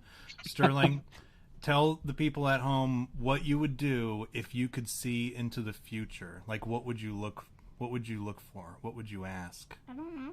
You don't know. Would you look and maybe see what you were going to get for Christmas? Yeah. You would do that. What else? What else might you do? Don't know. See what you look like when you're an old man. Isn't that what you asked me the other day? You said, what am I going to look like as an old man? That's easy. It'll probably just look like you, to be honest. Probably. That's usually how it goes, man. It terrifies me every time I see my dad and I go, man, I'm looking more and more like his ass every day. All right, say goodbye to everybody at home, Sturby. Bye. I Sterling. All right, go to bed. The child that was named after a character on Archer. That was named after Archer. First and middle name. So you started talking about kind of the philosophical points of like death and dying and that sort of stuff, and then you also touched a little bit on the apocalypse and stuff. So we can actually take it to a theological place if you want to. That's what I was hoping we would do eventually. I love that like we always go to a theological place, and I'm like supposed to be the subject matter expert, but like I'm also the guy who spent the first 30 minutes of the episode using the word fag and retard like in rapid succession, and then like constantly cusses and talks about dicks and fart jokes and stuff. So but yeah, no, I think there's something to be said about that. Like, so we were given free will, right? That's one of our greatest gifts, but also a curse, because free will ultimately led to the fall that took us away from God, where God no longer wanted to walk with us because we were full of sin and so on and so forth. So free will is also a great gift because it allows us to do kind of what we want. But the problem with why we can't know that there is a God, why there is no explicit evidence, and why he won't interact with us directly, is because it takes away free will at that point, right? So if you knew that God existed and you had definitive proof, that would take away, and you could prove it to other people, that would not only take away your free will, it would take away other people's free will, which it is a gift that was bestowed upon us. And also what we know is no one but the Father can know when the second coming of Christ is. So when is Armageddon, right? No one knows. When is the second coming? When is the rapture? No one knows that, and no one can predict it. No one can know except for the Father. Not even Jesus knows. He's just, one day he's going to wake up and God's going to say, all right, get out. Yeah, time for the rapture again. Get at him. Go get him. Get up and do your thing. So if you had this magic 8-ball and you shook it and you said, when is the rapture? Would that be enough? This is kind of like what happens when a unstoppable force meets an immovable object. Could God create something? Is he so powerful that he could create something that he himself could not lift? So it kind of creates that situation. If you shook it and asked, when is the second coming? When is the end of the universe? When is the rapture? When is this sort of stuff? Would it work and give you the truth? Would it give you a lie? Would it just not work? Would it be destroyed? That's interesting. Your head just explodes. Right. You're all, what is the rapture? Boom, your head's gone. And then everyone's like, what did he just ask? Because I'm not going to ask that same question. I'm going to ask something. That's funny. Maybe word it differently. I think that's always been something that's fascinated me. Like, and I've said this before, I'm agnostic. And like that, so that means, to the audience who doesn't know what that means, which I'm sure you guys do, but it means that I'm like open to religion, but I can't prove it. So I'm kind of like, I don't know. I can't say that I know, so I don't know. But I really like the ideology behind a lot of religion, especially Christianity, because it's founded in like good moral values and stuff. But like when it comes to like the Armageddon and like Revelation and like all the end time stuff like that, like when we've talked about this before, it fascinates the shit out of me because that's a point in like time when God comes back and all that stuff, and like we're go to heaven or we end up on earth in this apocalyptic hell or whatever. And like to me it sounds like a movie. And like I love movies, and so like the apocalypse happens and now all of a sudden I can like get out the katana and like start being like this nomadic warrior that I've always wanted to be, you know? When it comes down to it, like that to me is really exciting. It's like the dream, I guess you could say. I think Christians will be a part of at least the first 7 years of of Armageddon, or of the like of that whole situation, like the end times. I think we'll be here for 7 years of it, and then rapture, and then the 7 years of like it'll be bad stuff, and then even worse stuff after the rapture. But then there are some people who say, I mean, depending on who you talk to and the theology and what they believe, there are people of all different ideas and ideology behind like what happens, I guess theology of what happens Right. during the end times, and whether or not like Christians are raptured before, in the middle of, or after all of the bad stuff happens that's described in some of the apocalyptic apocryph, I can never pronounce it, but anyways, the apocalyptic type text in Revelation. So Right.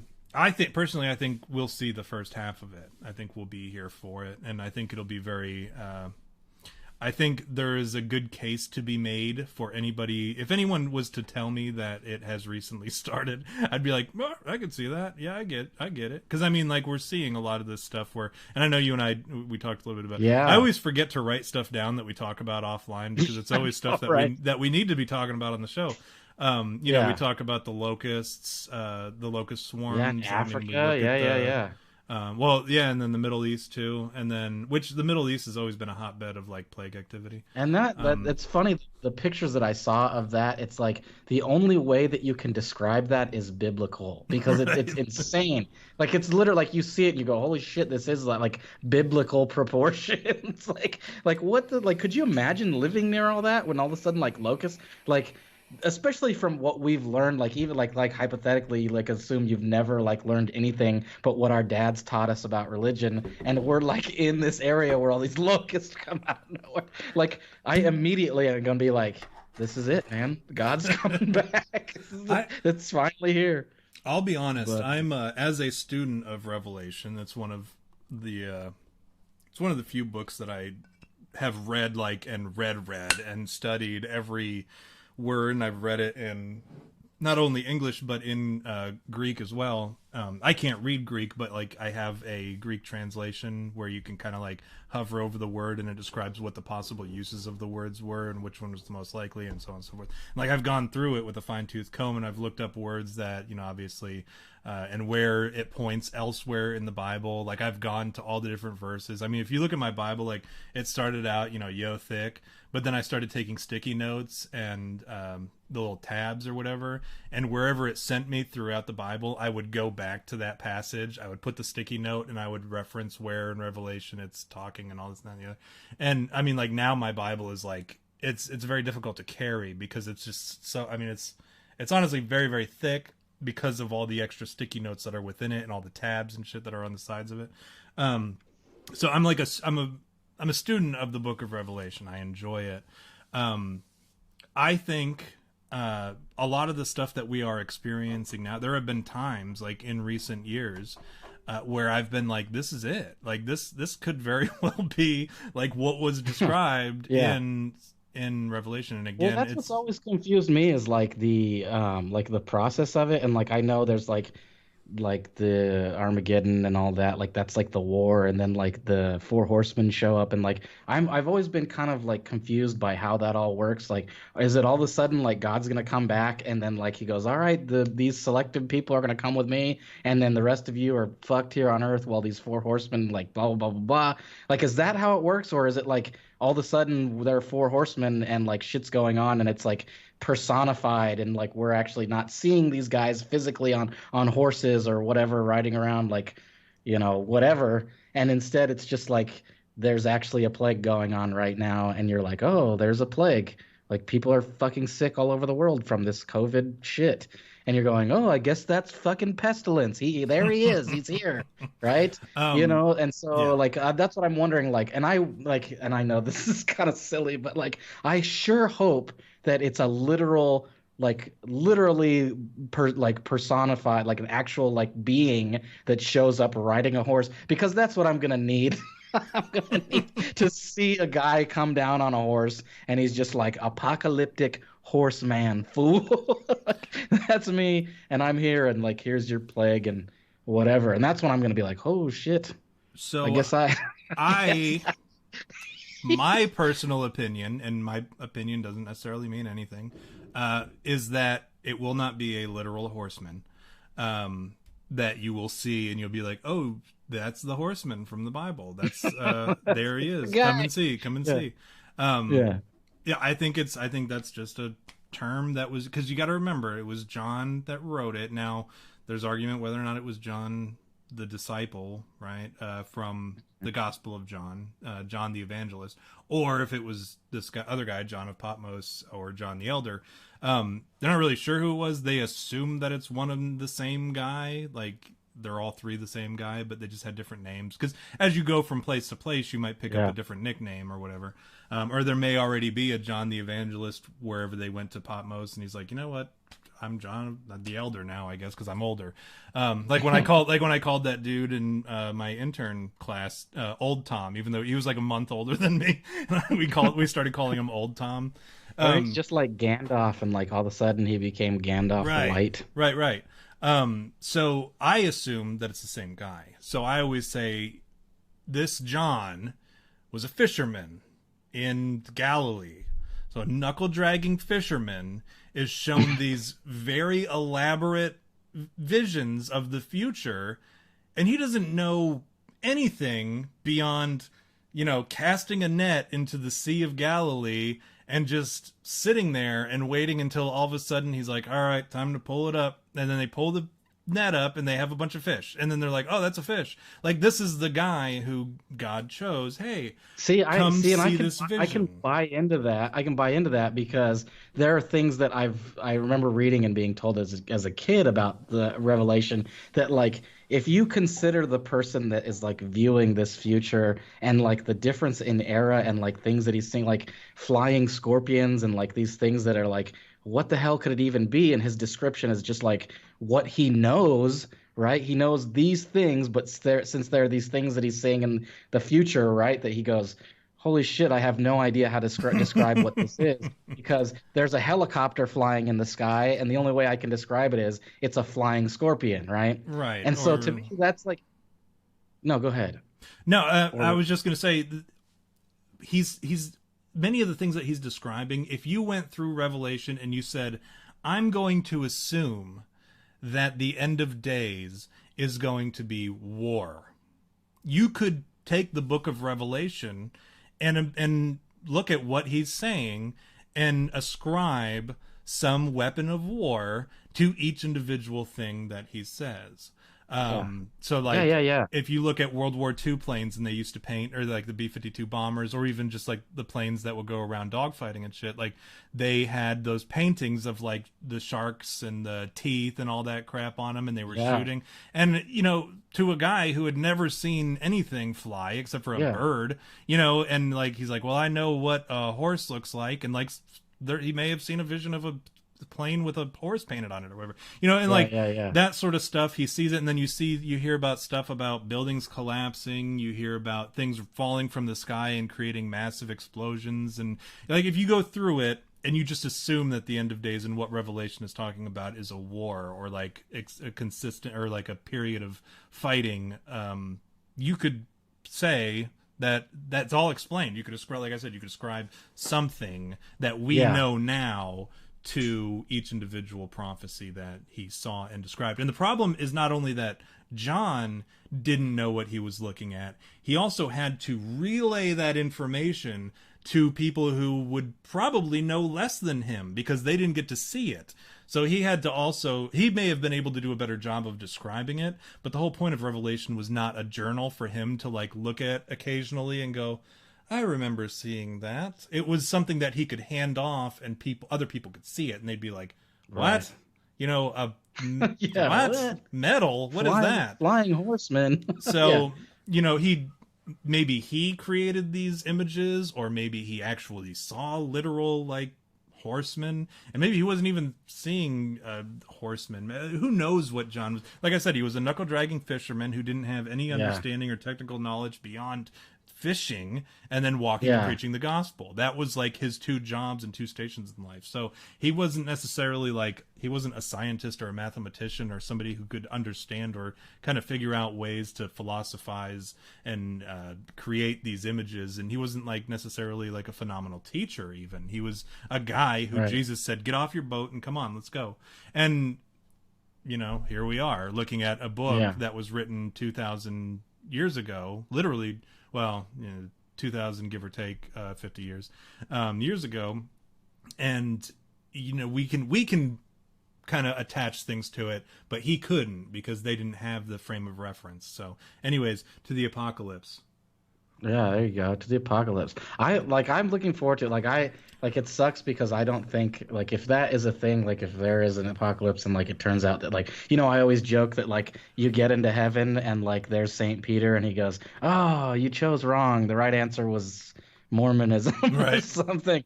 Like, I always joke about that, and then, like, I want to talk to your manager sort of a thing. But I don't even think that'll ever happen for me. I think all of a sudden, like, the rapture will happen and, like, people will just be gone and I'll be like, what is going on here? And then I'm hanging out and, like, I kind of like, and it's funny to say, but I kind of like look forward to that because I want to experience the apocalypse just because it's something different. And, like, I'll be honest, I'm huge into fantasy.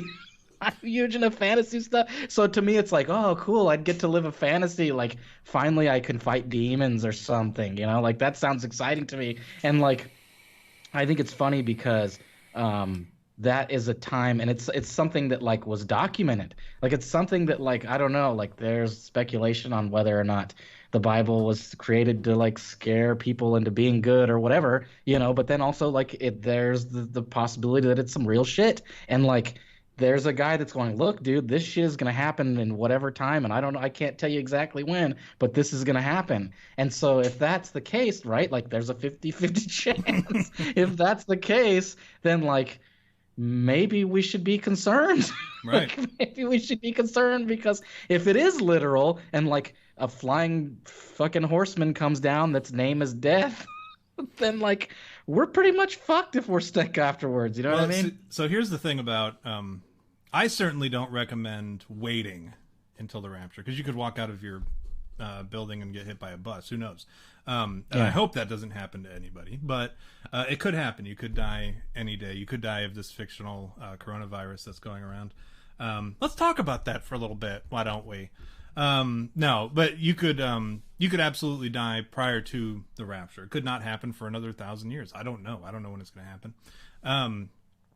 But I highly encourage people to, obviously look into it. I'm not going to sit here and proselytize on the podcast, but I would say that there is enough evidence in Revelation that I believe that there will be a second chance after the rapture for what they would call tribulation saints. And these are the people who came, who saw everything happen and they're like, oh, well, now I believe. Because it's at that point, it's very, very hard not to. But there are apparently, like, God is a very forgiving God. He's demonstrated that through, despite all the wrath and torment and stuff like that. He's demonstrated that he's a very forgiving God. If you allow him to be, right? So there are multiple chances throughout the rapture where you can be like, you know what? I saw like half my friends disappear into the sky yesterday. I'm starting to think that maybe there's something to this Christian religion, and then the beast is walking around like with his hooves and shit, and he's like casting fire, and you're like, I kind of feel like maybe the Bible was maybe the way to go. Like, those are called the tribulation saints, and they're no less welcome in heaven than anybody else. But there are periods. It's going to be a very, very dark and painful, awful, terrible period. But it's like, I mean, like I said, like I know it's cheesy, but like I'm a huge fan of fantasy, and like a lot of fantasy is stemmed in like religion. Like, you know, like that's what's so funny. Like, you know, art in general. Like I really praise religion just because we've gotten so much art from it. Like, and I don't just mean like paintings and shit, which, yeah, that's cool. But I mean like stories and like, you know, myths and all these cool things that come from like, you know, like even fucking Marvel movies. Like we think they're so cool or whatever, but there's like mythos in all of it, you know, like Greek gods and whatever. And like to me, like the realist religion that there is, at least the American religion in our case, is Christianity, you know, like the consensus, you know, like you have to go, well, that is the closest thing, and if it is a real thing, then like there could be a day when like there are like creatures roaming the earth. And like to me that's exciting. And I know that's probably not the way people should be thinking. Like you should probably be concerned if there's going to be creatures roaming the earth. But to me that's exciting. I go, that would be cool to see. That'd be cool to see. Right. And that's what I was telling you earlier. I think that even Christians, like who would, like, we assume are going to be scooped up in the rapture, we assume that we're going to miss that, right? I don't think that's the case. I think we're going to experience a fair amount of it as a test of faith, because being a Christian is not easy. I mean, even Alice Cooper said it. He's like, you know, following the rules and doing, or you know, breaking all the rules and partying and all this shit. That's easy, but being a Christian, that's kind of rebellious at this point. And some other people say it's the counterculture and all this and that and the other. And it really is. It's not. I argue with a lot of my atheist friends, of which I don't have many of anymore, because they were the ones who kind of went first with the whole Trump being elected or whatever. They all lost their shit and ran off and dyed their hair blue and shit. But yeah, like my militant atheist friends would always say, oh, it's so easy to be a Christian. I'm out here, I'm an atheist, I have to hear Christians shoving shit down my throat. And I'm like, you know, you don't have to listen to them, right? Like, I don't listen to Muslims. I don't listen to Scientologists. I mean, I listen to them out of curiosity, but I don't sit here and I don't like legitimately believe Xenu, you know, was imprisoned on Earth. You know, like I don't listen to them and let them. They'll sit there and they'll talk to you just like a used car salesman, and they really do. They push it. But I listen because I'm intrigued. But at the same time, at the end of the day, I'm not going home like, oh my gosh, I got my friggin' browbeated by these damn Scientologists. You know, like. I don't let it get to me, but these dudes are like, we get it fucking Christmas, Easter. I'm like, do you give your kids an Easter basket? Well, yeah. Well, do you give your kids Christmas presents? Well, yeah. I'm like, well, you're welcome, because you're participating in what used to be a pagan holiday, which was stolen by the Christians so that they could kind of like come together with the pagans and welcome the pagans into the religion. And now it's a shared holiday between Christians and pagans. And you can now celebrate with your kids. I doubt you were going to go out and fucking fetch sticks or whatever they did with the pagans and then dance around a fire or whatever. You know, at Christmas, you get Christmas gifts and like people sing jolly songs and shit, and it's a very happy time of year. Yeah, I was going to say it's wholesome, like another wholesome thing that Christianity brought to you assholes. Like it's so funny to think about, like, and I always talk about this, like the persecution, like it cracks me up, because it's like, what the fuck, like what, like why does it even matter? Like we talked about this the other day. Like I understand like looking at a religion that like inflicts harm or terror to the like society, like then you go, well, there's something going on there that like maybe they need to be looked at, you know. But like a religion that like preaches like peacefulness and like I don't get that. It's like, what's wrong with that? Like, what is wrong? Like like I said this the other day to you, is like it doesn't make sense to me that like people just don't understand that like forgiveness and like what's the word? Penitence. Yeah, penitence is like, if you understand those concepts just as a person, like the world would be better. Like the world would be way better if people did that. And it sucks. Like we even talked about this the other day too. Remember we were talking about like, do you think you could forgive a child molester? Like It's pretty hard, and that's No, like it that goes is. back to what you said about like it's hard being a Christian because that's what they teach, like forgiveness, and it's like, dude, child molesters, like fuck that, like I couldn't do that. There's no way. There's no way I could do And that. it's worse, right? And speak of the devil, literally, Megabit Banshee 666 just came in. Big fan of Megabit Banshee. Very, very active on our Instagram. So again, I appreciate that. Several of the people in the chat, but I do want to give a shout out to Megabit Banshee because he came in late. Very active on the Instagram, always liking the pictures, giving us those much needed interactions. He came in and said the Yule log, and I was trying to remember what like the pagans did back then. Oh And yeah, it is yeah, the yeah. Yule log. And Yeah. frankly, I'll be honest, I don't know enough about. I know it's like the solstice and the equinox. They said, and it alternates. And I couldn't tell. I guess the spring equinox, and then the summer solstice, and then the fall equinox, and then the winter solstice. But I Yeah. don't know exactly what happens in each one. I've not practiced pagan rituals beyond like Christmas. We celebrate, in December or whatever. It's Yeah. it's a shared holiday. But and then the whole purpose of that was the pagans were like, well, what you want us to become Christians? What do we do in December? And they're like, well, nothing. Well, that's not cool because we got a thing in December, and we're like, okay, well, fuck it, we'll make Christmas in December, and we'll celebrate Christ's birth, even though Christ's birth was probably more like in the fall. Anyways, I don't want to get.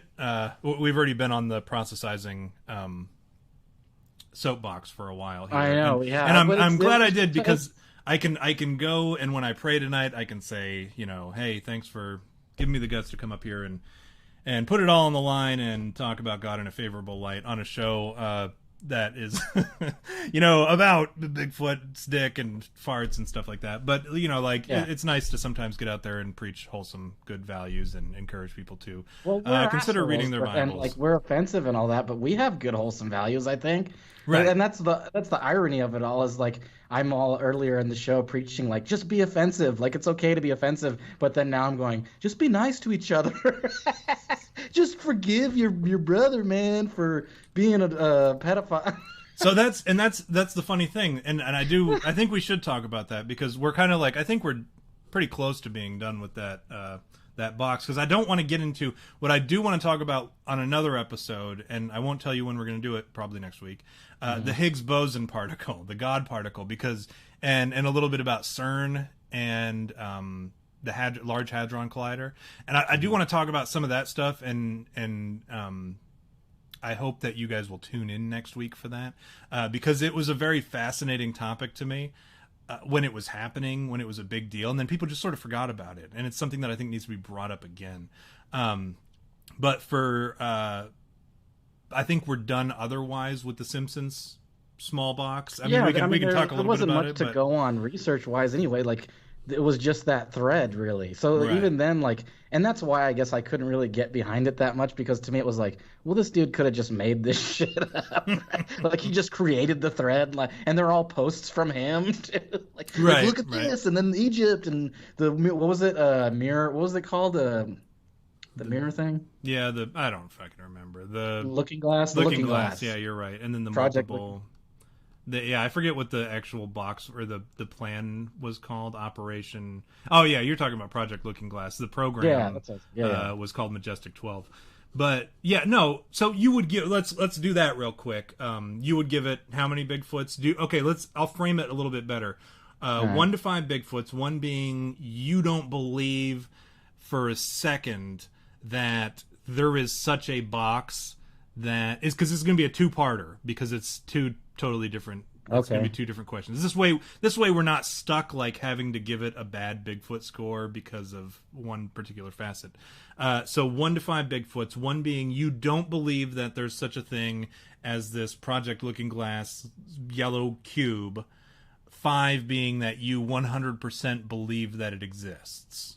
Go ahead. Okay, right away I'm gonna give it a 1, and like here's my argument is because like first of all like again like my biggest thing is like is that really the only thing you do is create a TV show? But here's the big argument for it is like we know in this like context of like hypothetical situation that like Matt Groening has this yellow cube that he can see the future. And if we know that as like schmoes that we are carousing the internet, then like how does like government and whatever not know that he has this thing and not try to take it from him?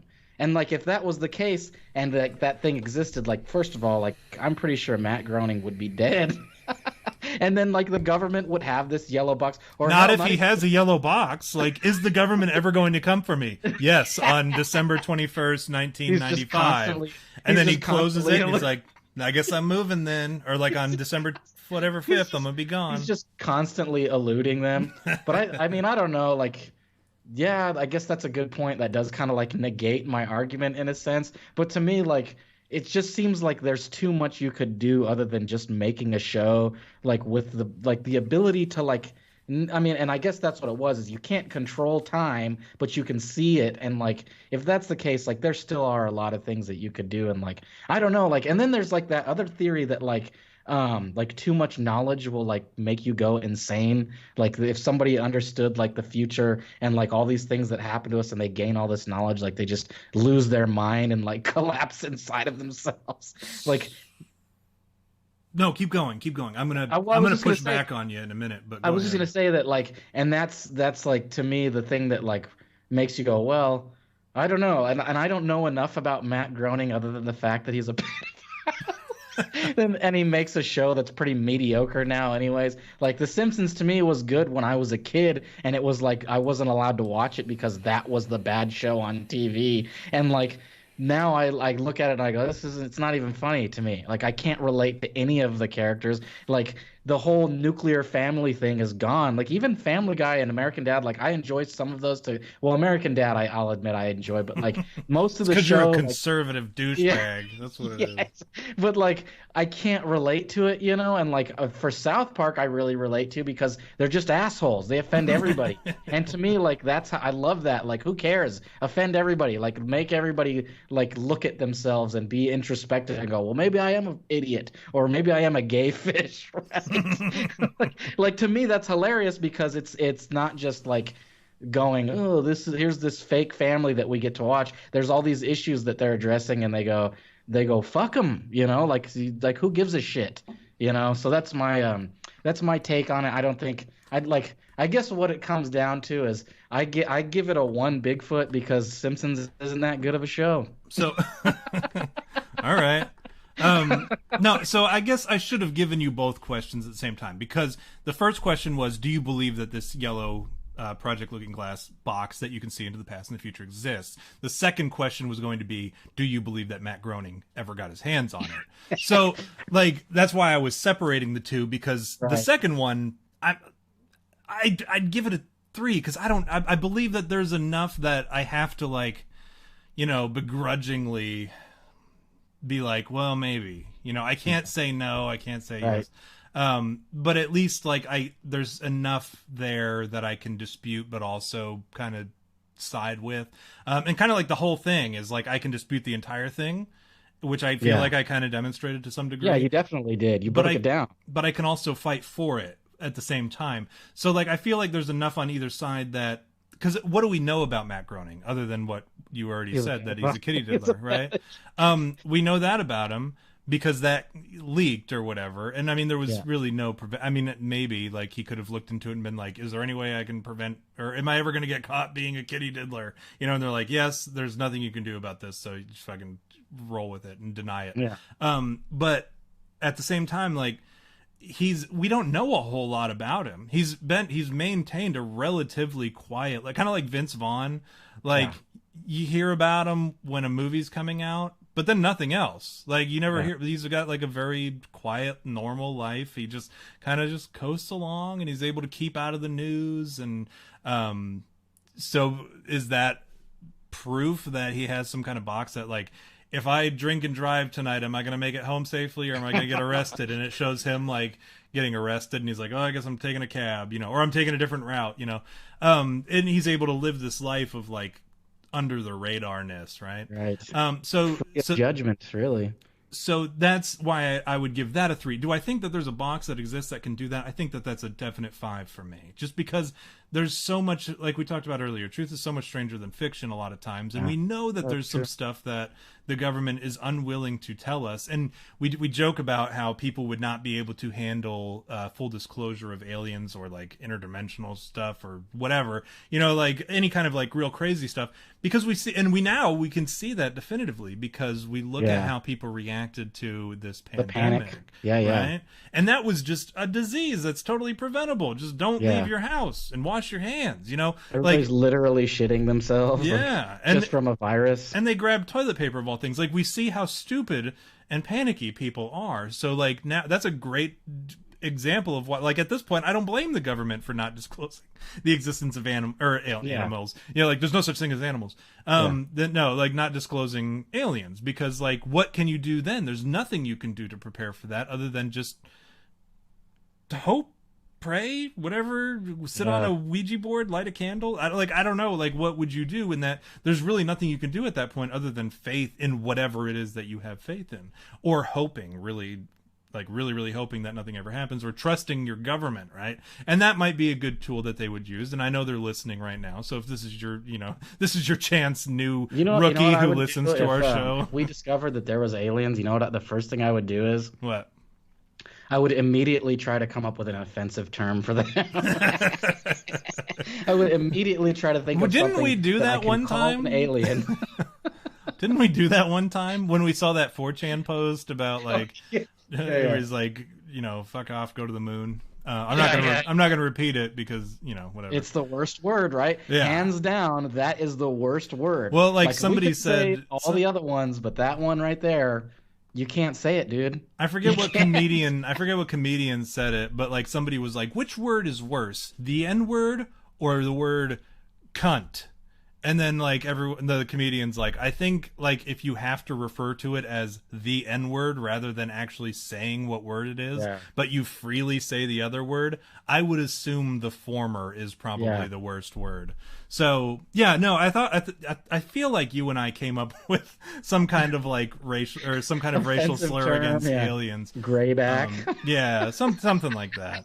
And space foreigner. Yeah. Space foreigner. And I think we had different ones for depending on which alien species landed, and we had broken it down by like Greys, Anunnakis, Syrians, and so forth. But anyways, the first thing, if I heard that aliens existed, I would just not be surprised. I mean, there's nothing that surprises me anymore. Y'all called it. I would have been like, I've been telling you guys. I told you. We've been hosting a show about it for 3-4 years now, for crying out loud. But we even told you the alien races that we're fighting over this friggin' dump that we call Earth. But I think like if the government came out and the governments have done everything up until that point, so they've like basically they're at the tip portion of it where they've kind of like alluded to it, and many of the other world governments have already disclosed. They're like, hey, like we're tracking that there are aliens. We have chased these spacecrafts. We've had strange landings. We've had occurrences with high-ranking officials that we trust to be accurate. We have evidence here. Like we understand that there is something out there. We don't know what it is. We don't know enough about it, or we're not going to tell you about it because you don't have the proper clearance, because we don't want you to run out and buy all the toilet paper. So I think if somebody told me that aliens existed, I'd be like, okay, well, I mean, what am I going to do differently? What am I going to do differently today than what I did yesterday? Nothing. Because I mean, as long tell me when they're coming and invading, like let me know, or let me know if they are a threat. Like you can tell me that. At what point are you going to actually interact with an alien? Like then let me know. But other than that, it's like, oh, cool. So like I am aware that grizzly bears exist, right? I'm aware that great white sharks exist. I'm aware of these things. I'm aware of like rattlesnakes. Now you tell me what I need to do to avoid them. Don't go into certain parts of the ocean at certain times. Don't go into the woods. And if I do encounter one, this is what I need to do. And as far as like rattlesnakes, if you hear the rattling, just walk away. Just let me know what I need to do to avoid any kind of like any kind of hostile interaction with these things. So like, and let me live my don't life. go into space because you don't right. And if they show up, here's here's the deal. All they want is our resources, or what, like whatever it is. Give them your fucking corn or whatever you have in your field. Give them a couple bushels of corn and then and go back to bed. That's what they want. That's what they're here for. And we kind of like struck up a deal with them, and we now have intergalactic treaties with these aliens where like they come down and get corn and milk every once in a while, and they provide us with alien technology on a year-to-year basis or whatever, so that we can upgrade our cell phones. Like if that's like, if they told me that, I'd be like, well, my life doesn't change at all, because I have nothing to offer these guys, and they've told me just not to interact with them. Like, I know Tom Miller, a citizen of the United States with no political status, I am not to talk to like Vladimir Putin as an ambassador for the United States. I know that, because that's a law. I believe it's called the Logan Act. But I'm not supposed to be negotiating having any kind of negotiations with foreign leaders beyond like, hi, I'm Tom Miller, shake hands, and then I just imagine like what would happen if like an alien did show up in your backyard, and you're just all, look, I can't deal with you because like I know you're here and you're probably looking for an ambassador, but I'm not the guy. And I'm not the guy. And here's the thing. It depends on the day. Like, there's some days where I'm just like I'm in the mood to like follow the rules. I'm like, hey, look, let me redirect you. I will take you to the people. I will take you to my leader. Like, I will happily take you to the person who can direct you further up the chain.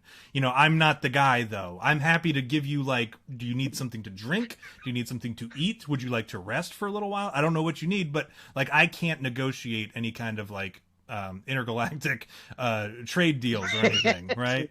The problem with that is that you're smart and you know that, like you actually know that, but like the average guy that claims to like see aliens, he doesn't know that, so he's probably going, I am the ambassador. It's just like an alien shows up on his back 40 and he's just I'm the ambassador. I would imagine, right? These guys are like masters of space travel, which is a very complicated operation. There's no denying that flying light years is a difficult endeavor, or moving between dimensions, which is I believe is more realistic. Like moving to a dimension in which the laws of physics are different is how I believe it goes. But that's neither here nor there.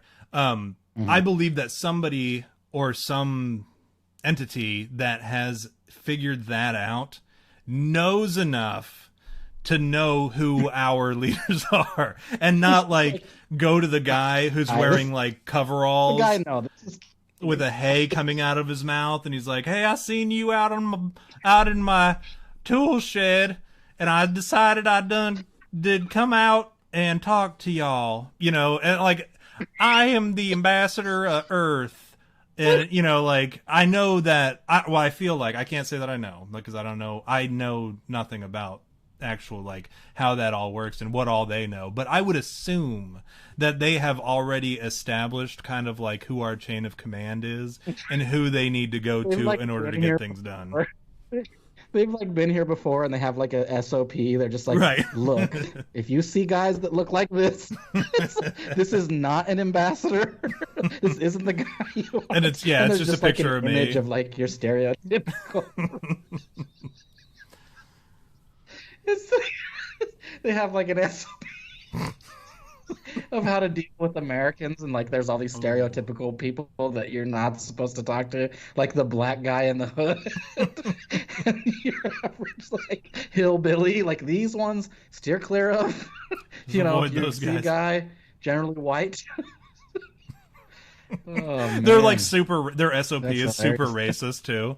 It's like, if you see the white people are the ones who are in charge, so just if you see somebody who's white, go to them first, and you're like, you look at their SOP and you're like, holy shit, this is like, you guys are racist. Like, we thought that like having like intergalactic relations, right, would kind of unify the world, but like it turns out you guys are super racist too. Anyways, hey, welcome, come on in. Like we are also racist. But that's how I see it kind of playing out. But no, I agree. Like they have like the do not serve this man, like those signs that they put on the door that says his check bounced, do not serve him, or whatever. He has not paid paid his tab, do not serve him. It's just like a bunch of pictures of like who they shouldn't trust, and just like stereotypical. And then it's like, and here we go. We got to get a Yakov joke in here. And then you get to like the super stereotypical Jew guy, and it says, "These guys are the ones in charge. Go see them first." But it's like a picture of Mort from Family Guy, like very obviously Jewish. And it's funny because we were super racist and offensive at the beginning, and then we finished strong and went super racist and offensive at the end. We come full circle sometimes. Man, that's actually called. I think I use this line. That's called inclusio, right? When you've got something at the beginning and at the end, that kind of like brings you back to a certain. But then like the inner content, then you kind of have to determine what the inner content had to do with the exterior. The aliens shit. are super racist. Yeah. So anybody, all these they know, dude. All these people who are out here like, no, hey, when we have like all these hippies and shit, they're like, hey, when we make contact, it's gonna unify us as a planet. And then like the aliens get here and they're like, hey, what's up, you stupid Mick? And then they're like, oh. So racism is like even in a galaxy far, far away. No. This one is a limey. No, we don't. It's so funny to me. It's so funny to me because like they're like, imagine a book and like you go through it and there's just like pictures of stereotypical American or like stereotypes, like every stereotype to the T. But the funniest thing about it is that exists. Like you could literally make a book of stereotypes and then like submit it to the aliens. Is that what you do with your box? Is that what you're like? What happens if I give the aliens on First Contact a book of like super racist things and encourage them and tell them that this is how the world operates, and I hand them a book of my own creation that's super racist, and it's got like hand drawings of like the Chinese guy with the big old long mustache and the pointed hat and shit and the buck teeth, and squinty eyes, and then describe to them otherwise. Like that's what's so funny is like you could explain to them, well, we have these nuances and like you're not allowed to say retarded. But then like how else would you explain it to them? No, you say no, we refer to one another as retard. So like when you see one person, you say, hey, what's up, retard? And then if you see like multiple, you're like, what's going on, retards? That's how you address people, okay? And then so like the aliens' First Contact, they show up on Capitol Hill and like everyone's gathered around, the president's there, there's like a big speaker behind him so that he can talk, and then the alien comes out of the ship and he's like, hello, retards. And then everyone's like starts booing at the aliens. Like, wait a minute. That's how we started an intergalactic war. Oh my gosh, that was good. That's classic. So what do you give you said you give it 3 Bigfoots, the yellow cube? I give the yellow cube 5 because I'm sure that thing exists. I do believe that it exists. And technology like it. It may not be a yellow cube. It may be something they may have adapted it, because I mean we're talking about like this Project Looking Glass was like back in like what the 40s, 50s or whatever. Even if it was like back in the 70s, look at like what the TV looked like back in the 70s versus what it looks like now. I mean we have cell phones that you can like look at that are better than TVs back then. So I mean like technology has obviously advanced, and all the money that is in the government, which I know you're just as furious as I am about the stimulus bill, which let me tell you, if you are an American listening right now and the stimulus bill does not piss you off, shame on you, because if you are excited about $1,200 at the expense of your children and your grandchildren, as well as like who knows what other consequences that are going to come of it, like short-term ramifications are going to come of it, and the potential economic collapse that it may cause. Like if that doesn't infuriate you and instead you're like, oh cool, $1,200, and you're like excited about that, you are literally a whore, all right, or a prostitute, because they have just proven that your allegiance is worth $1,200, and that's it. And you have literally blown the government for $1,200, and that should make you furious. And if it doesn't, I mean, if you're going to get the $1,200, I'm not saying turn down the $1,200, because if you need it, you need it, and I'm not going to judge you. But if you changed your opinion, this is more for my conservative friends, I suppose. Like, if you went from being like, the government is spending too much money, they tax the shit out of us, and, you know, how dare they, and so democratic socialism this, and communism that, and whatever. If that was your argument until someone said, hey, you're going to get $1,200 per adult, or per parent, and then, or per adult, I guess, and then $500 per kid, and then all of a sudden you started like sucking on the government's dick, you are literally a prostitute, and they've proven that your rate for allegiance to a corrupt government is $1,200. There is now a price tag on your your soul, literally. Well, not literally, I won't say that. There's now figuratively on your soul, that they can own you for a mere $1,200, which is fucking nothing. And let's be honest, because like a lot of people are saying, oh, it's, you know, they'll sit there and they'll say, well, $1,200 will go a long way, and then they're like, well, it's also based on the minimum wage for what, like 4 weeks or whatever. So then they're like, well, it'll go a long way, but it's also nothing. So, well, which is it? So like my fight, I could sit here and pick a fight with everybody over this, but if you are a conservative and you are like cool with this $1,200 thing, and you, especially if you haven't read the rest of the bill, you should be ashamed of yourself. But anyways, I think that over time we have developed technology in such a way that now this box could very well just be, it could be super mini tiny. You could not see it. Could be like a little key fob. You know what I mean? Like, who knows what it is? And you would not know. Maybe back in the day it was a cube or whatever, but I mean, like now it could be any number of things. It could be something that is a chip that's implanted in the head. I mean, just look at all the random possibilities of that sort of stuff. Right. I think that there is something that could exist, and I think that there are people that are manipulating time. We'll never know, because unless we get our hands on it. That's the thing about time travel that a lot of people are worried about. They're so worried that somebody's going to go back in time and fuck up time. But the thing is, if somebody does go back in time, either between now and 1,000 years in the future, and they go back in time and do something that affects your timeline, you will never know, because that was just always part of your timeline. So that's just one thing to consider. And I think there are people that are manipulating time, but we'll never know, because it's part of our timeline. So who cares? Yeah, who gives a shit? So could you forgive somebody, whoever, like... So what else, man? You got anything else? Yeah, I do. I was in the middle of a question, actually. Oh, okay. Can you... Shit. So we said it's a very important question. No, you had specifically said you wouldn't be able to forgive somebody who... like a pedophile, right? A kiddy-diddler. It's very, very difficult. And I'll admit that. As somebody who is actively trying to master the art of forgiving, I don't think you ever can. I mean, we are humans, and inherently we are unable to have certain things. We do our best to mimic the life of Christ, right? And forgive. But because we're human, we're, we suck, right?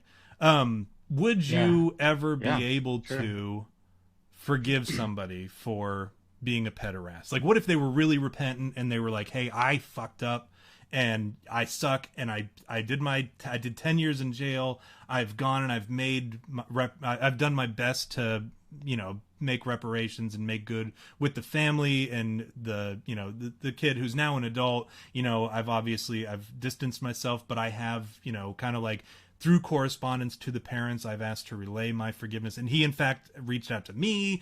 And, we had a dialogue over the phone where I did express my apologies. And, I did my best to make good. And, everything is, we've kind of sorted everything out. I cannot change the things that I've done, but I am asking you to forgive me and not necessarily be my friend or like me, but just forgive me for what I've done. Could you do that?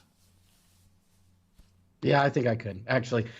Based on the scenario that you just described, I definitely could. And it's not because like I have the ability to like forgive people or whatever. It's because of the scenario that you just described. Like, if he came to me and was like exactly how you said, like totally like penitent, right? Like, that's what we talked about. Right. Like, if somebody can like exhibit that, like, to me, I think maybe because of the way I was raised, or like the way that like I understand things, like it's kind of impossible not to, like that. It's like what do you call it? It's like a natural response for someone like me, for someone that has an upbringing like I do. And I'm guessing that it's the same way for you. Is that if you experience that and like think about every experience that you've had with somebody, like I've had so many people in my life that have done me wrong that never ask for forgiveness and they don't give a shit or whatever. But then people that have wronged me that like came to me and like wholeheartedly said I'm sorry and asked for forgiveness. I have this where I go, what can I say to that? Like, in fact, like so like let me ask you this. Have you ever had a situation where somebody you were mad at came at you and they like really were sorry and you could tell, like you could see it in their eyes and their personality and everything that they said, they were ashamed. Like, what was your reaction? Like, my reaction is always like, forget about it, you know? Like I couldn't stay mad even because that person exhibited that penitence, like we just said. And like I think I'd like to think, and this goes to my philosophical like humanity and humanitarian, is I'd like to think that all humans are that way, that we have this innate natural thing where we go, man, that person exhibited that penitence, and like it makes me go, well, yeah, now I'm inclined to forgive them because I see that. But here's the thing: is like, as growing up as a person that like has been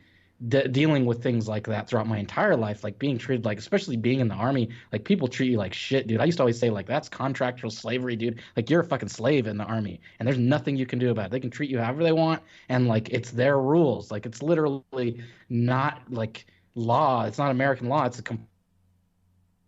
to their how much you hate it. And so I go through life getting treated like shit. You start to be able to discern how people are, and you know, like when somebody is being sincere and when somebody isn't being sincere. And so, and again, this is like experience talking. You get to a point in your life when you've experienced so much and you've met so many people that like you meet people and you're already judging their character, and it's not because you're quick to judgment. It's because you know how those people are. They have like I've said this before, you know, humans, they're compelled by their propensity, and so stereotypes are real and people are a certain way, and like you can predict how that person is going to be. And then even the simplest thing is like someone that puts you down, you go, well, I don't want to be around that person. Like I know they're a shitty person, you know, and so you're already going, well, why would I want to be friends with that person? Whereas somebody that like hoists you up and goes, oh dude, you're the guy, and like they're constantly encouraging you, like you grow up and either you become an asshole and you just treat everybody like shit, or you're a really good person and you encourage everybody around you, and everybody goes, man, I want to be near that person because I feel better about that. And like so back to what you were saying is like you get to this point where when you meet people and you interact with them, you like, and I'm guilty of this, dude. Like I'll like somebody does me wrong, and like you've even experienced this. I go, I don't want to talk to that person ever again, and I just cut them off entirely because I do, like we talked about it, where we had a falling out, but then we came back to each other and we're like, bro, like I was a dick, and you know, no home. It's all in the past, and we're literally able to put all that in the past and go, you know, what were we even mad about? Like who gives a shit, you know? And that was petty and it was little, and who gives a shit, right? But if we're able to do that on that level and go like we're best friends, the bestest of buddies, right? And then like it seems like impossible to do that with somebody that like bangs kids, you know, much less your own kid, God forbid, you know, like that. And like in that case, like holy shit, it's probably even harder. Like how would you forgive a person like that? But then at the same time, there would definitely be like a conflict. But I think I'd like to think that people like you and I are capable of that amount of forgiveness, and I think it makes us, you know, although offensive as we may be, still good people. So how was that? What do you think? No, I like that. That's a good. You beat me to it. I was going to ask after you admitted, yes, I can. I think I could forgive that person. I was going to say, now, what if you were the parent, or what if you were? I mean, I know you don't have kids, but like, what if it was, you know, one of your family members who was the victim? Would you be able to forgive? Yeah. Would you be able to take the place of one of the family members who he tried to make amends with? What if you were?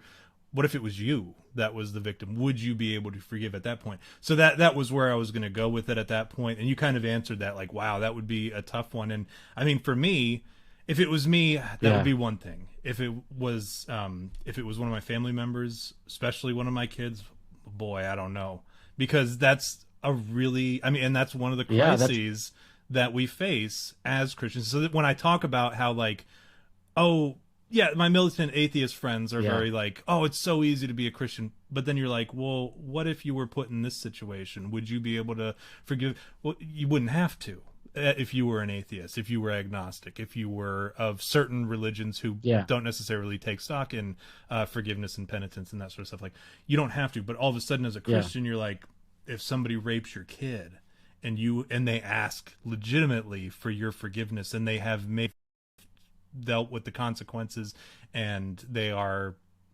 legitimately, genuinely asking for your forgiveness and not necessarily asking for it right then, but like, will you ever find it in your heart to forgive me? Can you? So, and you can take that home with you and think about it and be like, I don't know. And you can work on it. You can pray on it. You can meditate on it. You can journal about it, whatever it takes to get over it. But a lot of people can't. I don't know if I could. And that's the thing that I struggle with. So, and that's one thing I guess I'm going to send everyone off with, because we're over time now, is like next time, and I'm not bashing our atheist fans. I'm not bashing anybody for that matter. I'm just saying next time that you want to say, hey, it must be real easy to be a Christian because everything's all laid out for you. And you know, like you have this you have this God who loves you and this Jesus who died for you. Like you make fun of it and make light of it, but like, it must be real easy to be a Christian. Think about that and be like, is it that easy? Like, not only are we dealing with like man's law, right, that we have to follow, because you know we're told in the Bible that we are to follow like even Jesus says pay your taxes, because you know, I mean, he specifically says it. But like, not only are we bound by man's laws, we're also bound by God's laws in addition to that. Not only that, we are also told like all these recommendations that Jesus made and all this and that and the other. So, I mean, like there's a lot to it, a lot more to it. And also we have to forgive people and do these things that like nobody wants to do. And nobody like in any like state of mind, nobody would ever ask you, like if religion were taken out of the question and somebody said, can you forgive this guy for fucking your son? Would you? No. It would be very, very, very hard to do that. So I hope that people take that. That'll be my soapbox moment, and that'll be the way that we end the episode. Think about that next time that you want to persecute Christians or whatever. And, you know, just be cool to one another. And not even just Christians, but the Jews and the Muslims and atheists and everyone. Just be cool to everybody. The Jews, too. Because, the Jews, goodness gracious. There you go. But be cool to everybody, because you know who knows what they're going through, and who knows what sort of things that they have to face and what sort of challenges. And let's not talk about how everybody has it or how one group has it easier than another, other than let's recognize that women are generally given